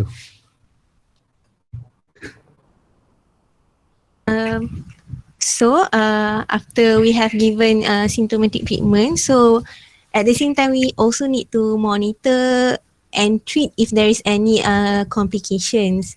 So the complication can be divided into two, local and systemic. So as you mentioned just now, the pseudocyst is one of the local complication. So the pseudocyst, 50% will usually resolve spontaneously without any surgical intervention. However, if it become infected, Mister, we will intervene surgically. So we will observe first. For observe. If the patient is asymptomatic and then the size is small, then usually it will resolve spontaneously. However, if when we follow up with the patient, if the pseudocyst develop into wall of necrosis. Apa pula pseudocyst jadi wall of necrosis? Pseudocyst is pseudocyst. Wall of necrosis is different. Okay. However, if it does not resolve, we need to do endoscopic ultrasound guidance drainage. Okay. So used to be used to be there is a size and also duration. Used to be they said if it's 6 centimeters or more, you need to intervene. And they said if the size or the collection does not resolve within 6 months, you need to intervene. Or if patient is symptomatic of any size, anytime, you need to intervene. Now, they just said only one statement. Regardless of the size, regardless of the duration, if patient has symptoms, intervene. Other than that, no need to intervene.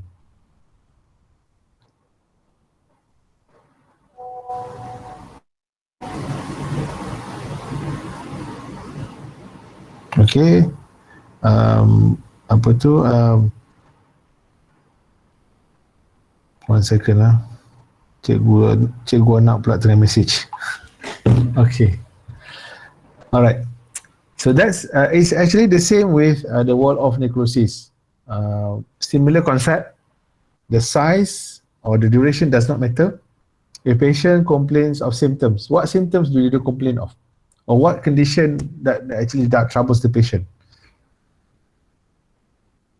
The compressive symptoms like early satiety, bowel changes, and also urinary changes.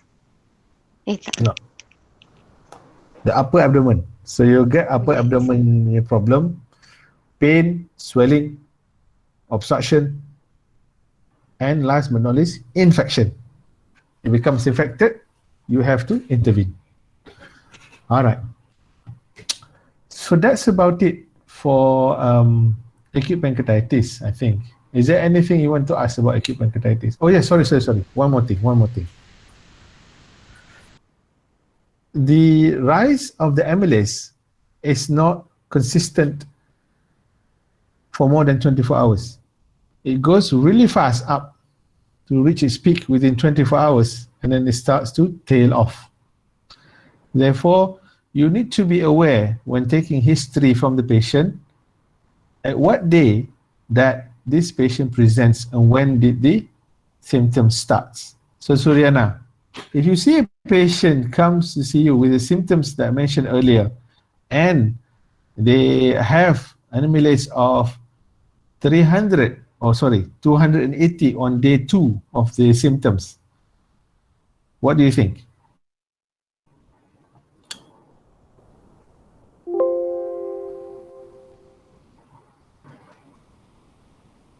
Do you think it's still pancreatitis or not?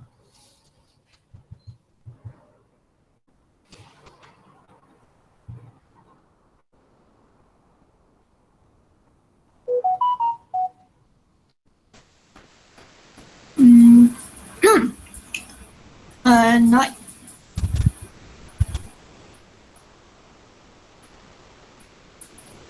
No pancreatitis.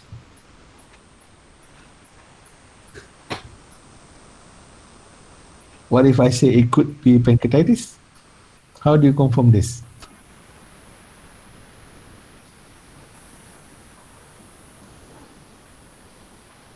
As I mentioned, the level of amylase will go up to reach its maximum peak within 24 hours from the onset of the symptoms.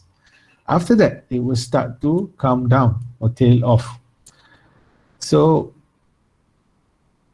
having a 280 on day 2, perhaps you have missed the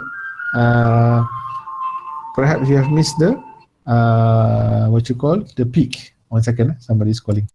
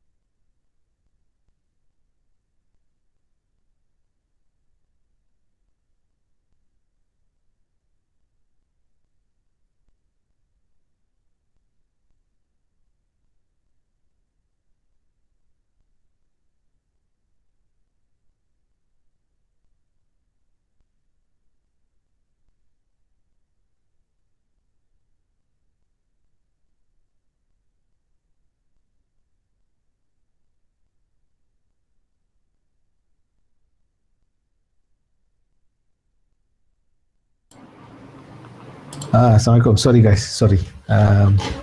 Cikgu sekolah anak pula baru nak message time-time ni. Okay. But alright. So I was saying at 48 hours, sometimes the level has dropped, or even actually sometimes you need to check again with the patient, the timeline. That's the most important thing, or one of the most important points you need to get from the patient, exact timeline. When did the symptom starts? Okay, I give an example. I had one patient, a young patient, came to HTAA. That time we were working in HTAA. This patient came to us suddenly, young patient, about 35, I think, come with abdominal mass, right? And we were baffled. This is a young patient. Why does she have abdominal mass? And this mass is globular in the upper epigastrium region, soft. She said it causes her pain sometimes, elicititis. And then when we actually dig up the history, initially everybody was thinking of a tumor before we do any scanning lah. But then when we dig up the history, she said she had pain, severe pain, about 4 or 5 weeks ago, for which she was never admitted. Anyway, she went to KK. They gave her some painkillers. She persevered at home. Eventually got better. And when she came with that mass. Alright, and when we examined her at that time, the amylase was not high. And when we did the ultrasound, we were quite surprised to find that she's got pancreatic pseudosis. And because she had the pain 1 month ago. And similarly with this, what you call amylase, and I would like to tie this explanation with the question that you asked me earlier. How do you tell whether this is an acute or chronic pancreatitis? All right. As you know, a normal pancreas will give you the response that you get. And normally in acute pancreatitis, the amylase level will go high, like thousands. All right. The patient that is still in the ward today, I think Asia, you clock her, right? Her amylase is how much? Her amylase? Amylase of that lady. How much? 1028. Yes. See, it's high. 1000. So not only it's 3 times, sometimes it's even more than that. Crazy high. But if you check again her amylase today, it would have been dropped and further and further and further. Okay. Now, that is coming from a normal or sort of semi-normal or a pancreas that has not had any pancreatitis in the past, whereby there are still acinar cells able to produce amylase. But then when you have someone who has had multiple attacks of pancreatitis, whereby they have burnout or most of their pancreatic cell have been destroyed, when they get an acute exacerbation of pancreatitis, they might not be able to mount the same level of amylase rise as a patient who has got acute pancreatitis. So those are the ones that you might see the level of, I don't know, maybe 300, 400 perhaps on the first day of presentation. And those are the ones that you can say, oh, if you get from the history, they say, I've had multiple attacks of pancreatitis in the past. I have had similar pain in the past, severe pain, but never seek treatment. First time I'm coming to you with this. One of the differential that you can consider is acute or chronic pancreatitis. But be cautious, because this sort of patient can also be a perforated gastric ulcer. They can have what you call the severe gastritis in the past, peptic ulcer pain in the past, and then now coming with perforated situation. All right. So bear in mind the history taking and bear in mind the patient's condition. Okay. So that's how you tell between acute and chronic and acute pancreatitis. And sometimes I tell you, the chronic pancreatitis, they can't even mount a proper amylase response. They can just have amylase of 200 plus only, because they have burned out most of the pancreatic cells. So come back to acute pancreatitis. Shahira.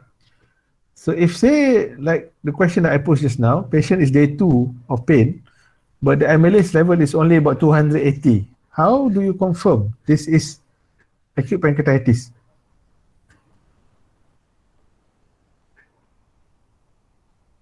Let's say the patient never had similar pain in the past. This is purely acute pancreatitis, but the level of amylase is not as high as you like.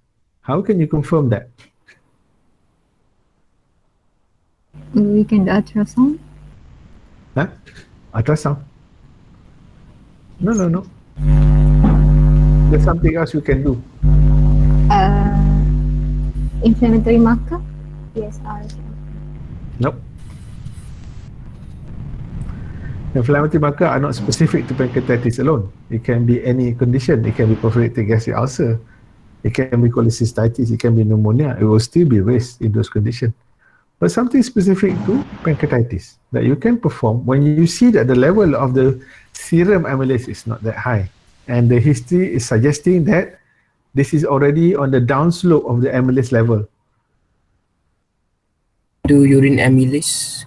Yes, to urine amylase. So what happened to the amylase itself is that it will be digested or it will be oxidized. Therefore, it will be excreted in the urine. So you will find that the urine level or urine concentration of amylase will be high. So it's low in the blood, but it's high in the urine. That's where you will find your diagnosis marker there, right? So important to take the history, the timing of the symptoms onset, and the time that patient presents to you, and when the time that you actually do the blood test. Okay? Right, it's already 10:35. You want to continue or you want to do tomorrow? Mister, I have a question. Yes. Okay, how about a patient if they present with ascites? How do we give fluid resuscitations to the patient? Okay. And next questions, can we give calcium as a treatment if patients develop hypocalcemia? Okay. Now, ascites. Are you able to quantify the ascites? My first question. Can you quantify how much ascites any patient has? If patients, according to the sign, if there is an abdominal distension. Huh? If there is abdominal distension. Yeah, but I said, can you quantify? You asked me how much fluid to give if the patient has ascites, kan? So I ask you, are you able to quantify how much ascites does this patient have? No. The answer is no. You can only say it's mild, moderate, severe. That is also again arbitrary. So when you don't have a way to actually measure that, you can use other indirect markers as a measure of your, or actually it might be a direct marker actually as a measure of your hydration or perfusion status. Such as, what are the markers or parameters that we use in order to say such patient is adequately hydrated or the patient has responded or we have given adequate resuscitation, that this patient has responded well. We have that. You have that. Without a doubt. What? When you give resuscitation to a patient, what parameters do you check to say that, okay, we have given enough? Urine output? Yes. So what is the target urine output you are achieving? More than 500 milliliters. Yes. Takkanlah 500, everybody semua 500 je. More than 0.5 mil per kilogram? Yes, the target is 0.5 mil per kg per hour. Okay, 0.5 mil to 1 mil per kg per hour. That means you have achieved adequate resuscitation. That's one.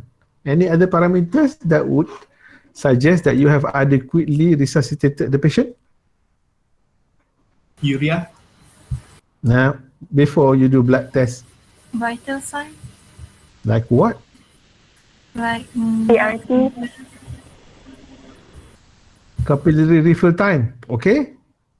But that is too simple lah.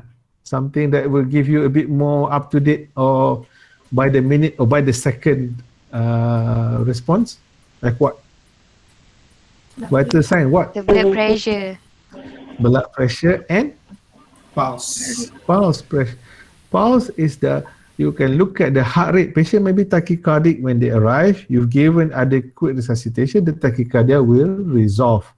It will come down to baseline or normal level.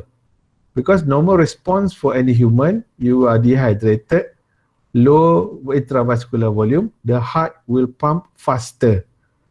Normal, right? So when you give adequate fluid, the heart rate will come down. And the blood pressure also will improve from hypotension to become normal tension. Capillary refill time is good, but it does not give you a very objective marker. All right. So you look at the urine output, you look at the heart rate, you look at the blood pressure. You also can feel the pulse volume. The pulse volume will tell you have resuscitated the patient adequately.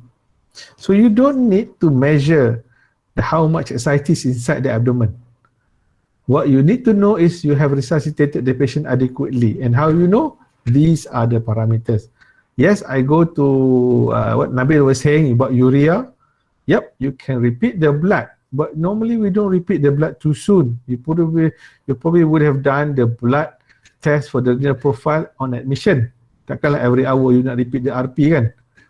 But instead, you can do one blood test on admission that will give you another indicator of what we call hypovolemic shock. What is that? ABG. ABG. What's on ABG that would tell you patient is inadequately perfused? There will be increase in lactate. Lactate, correct. That's also another marker as your target endpoint for resuscitation. When the lactate is more than 4, that means the patient is severely in shock, hypovolemic shock. Now, it can be other things, it can be septic shock, but septic shock leading to hypovolemia as well. So you resuscitate the patient, you can repeat the ABG and have a look at the lactate level. Lactate level should fall down. That suggests that you have adequately resuscitated. Okay, so those are the ways for you to check that you have actually adequately resuscitated this patient. Non-invasive way. You don't need to measure how much ascites is there. But you can measure the RAS tube output, you can measure the urine output. But those are simple. Takkan nak masukkan a drain to measure how much fluid is coming from the ascites. We don't do that. Right? Any other question? Oh, sorry. One last thing. I've asked Shahira or not? Have I asked you a question, Shahira? No, Doctor. I did, is it? Allah. Sumpah nak tanya. Okay. Who did I miss? I didn't ask a question. Amar. I thought I asked Amar already. Yeah, I asked Amar already. Unless you want to answer a question, Amar.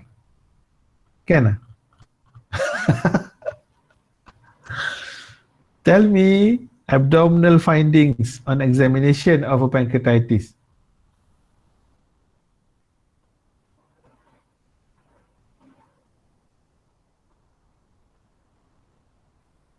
Amar, come on. Boleh. For abdominal finding of pancreatitis,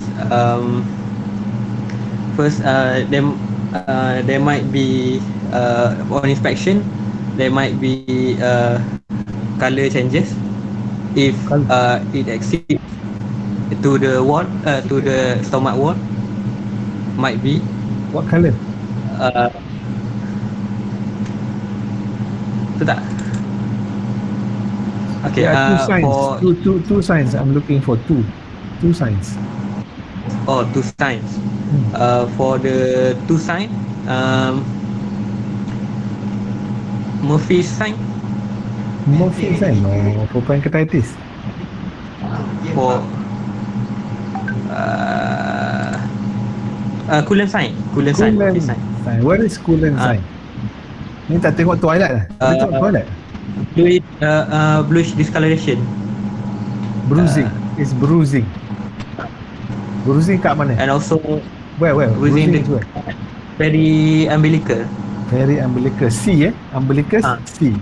The C around the umbilicus. And also grey tunnel sign. Grey tunnel where? The flank region. Flank region. So what does it tell you? These two signs, what does it tell you? What kind of pancreatitis?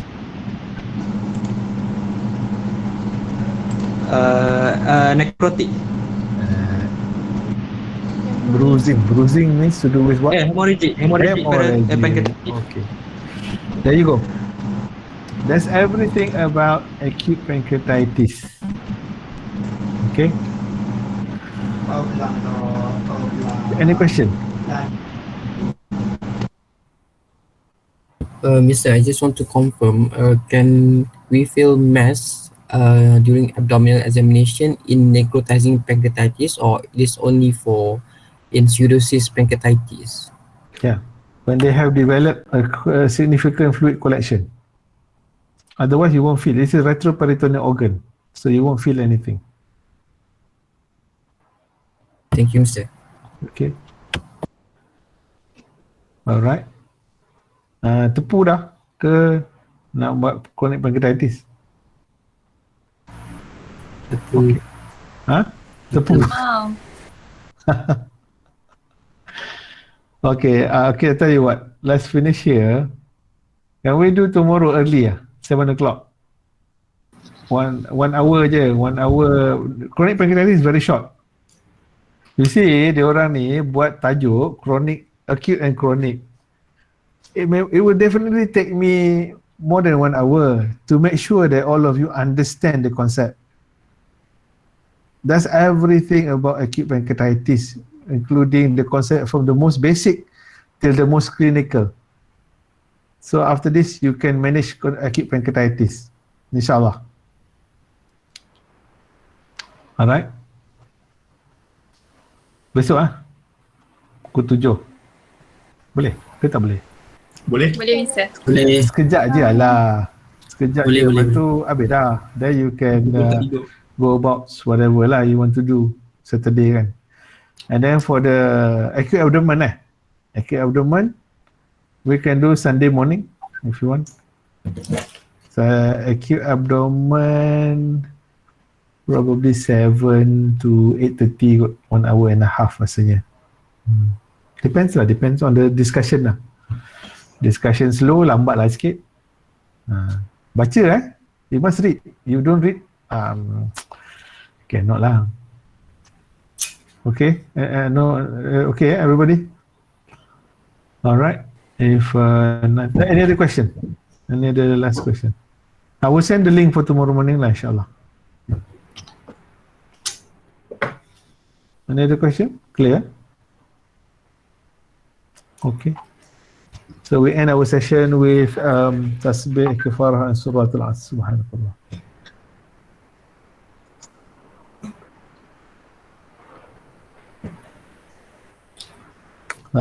Assalamualaikum warahmatullahi wabarakatuh. Assalamualaikum. Thank you, Mister. Jangan lupa besok pukul 7. Thank you, Mister. Alright.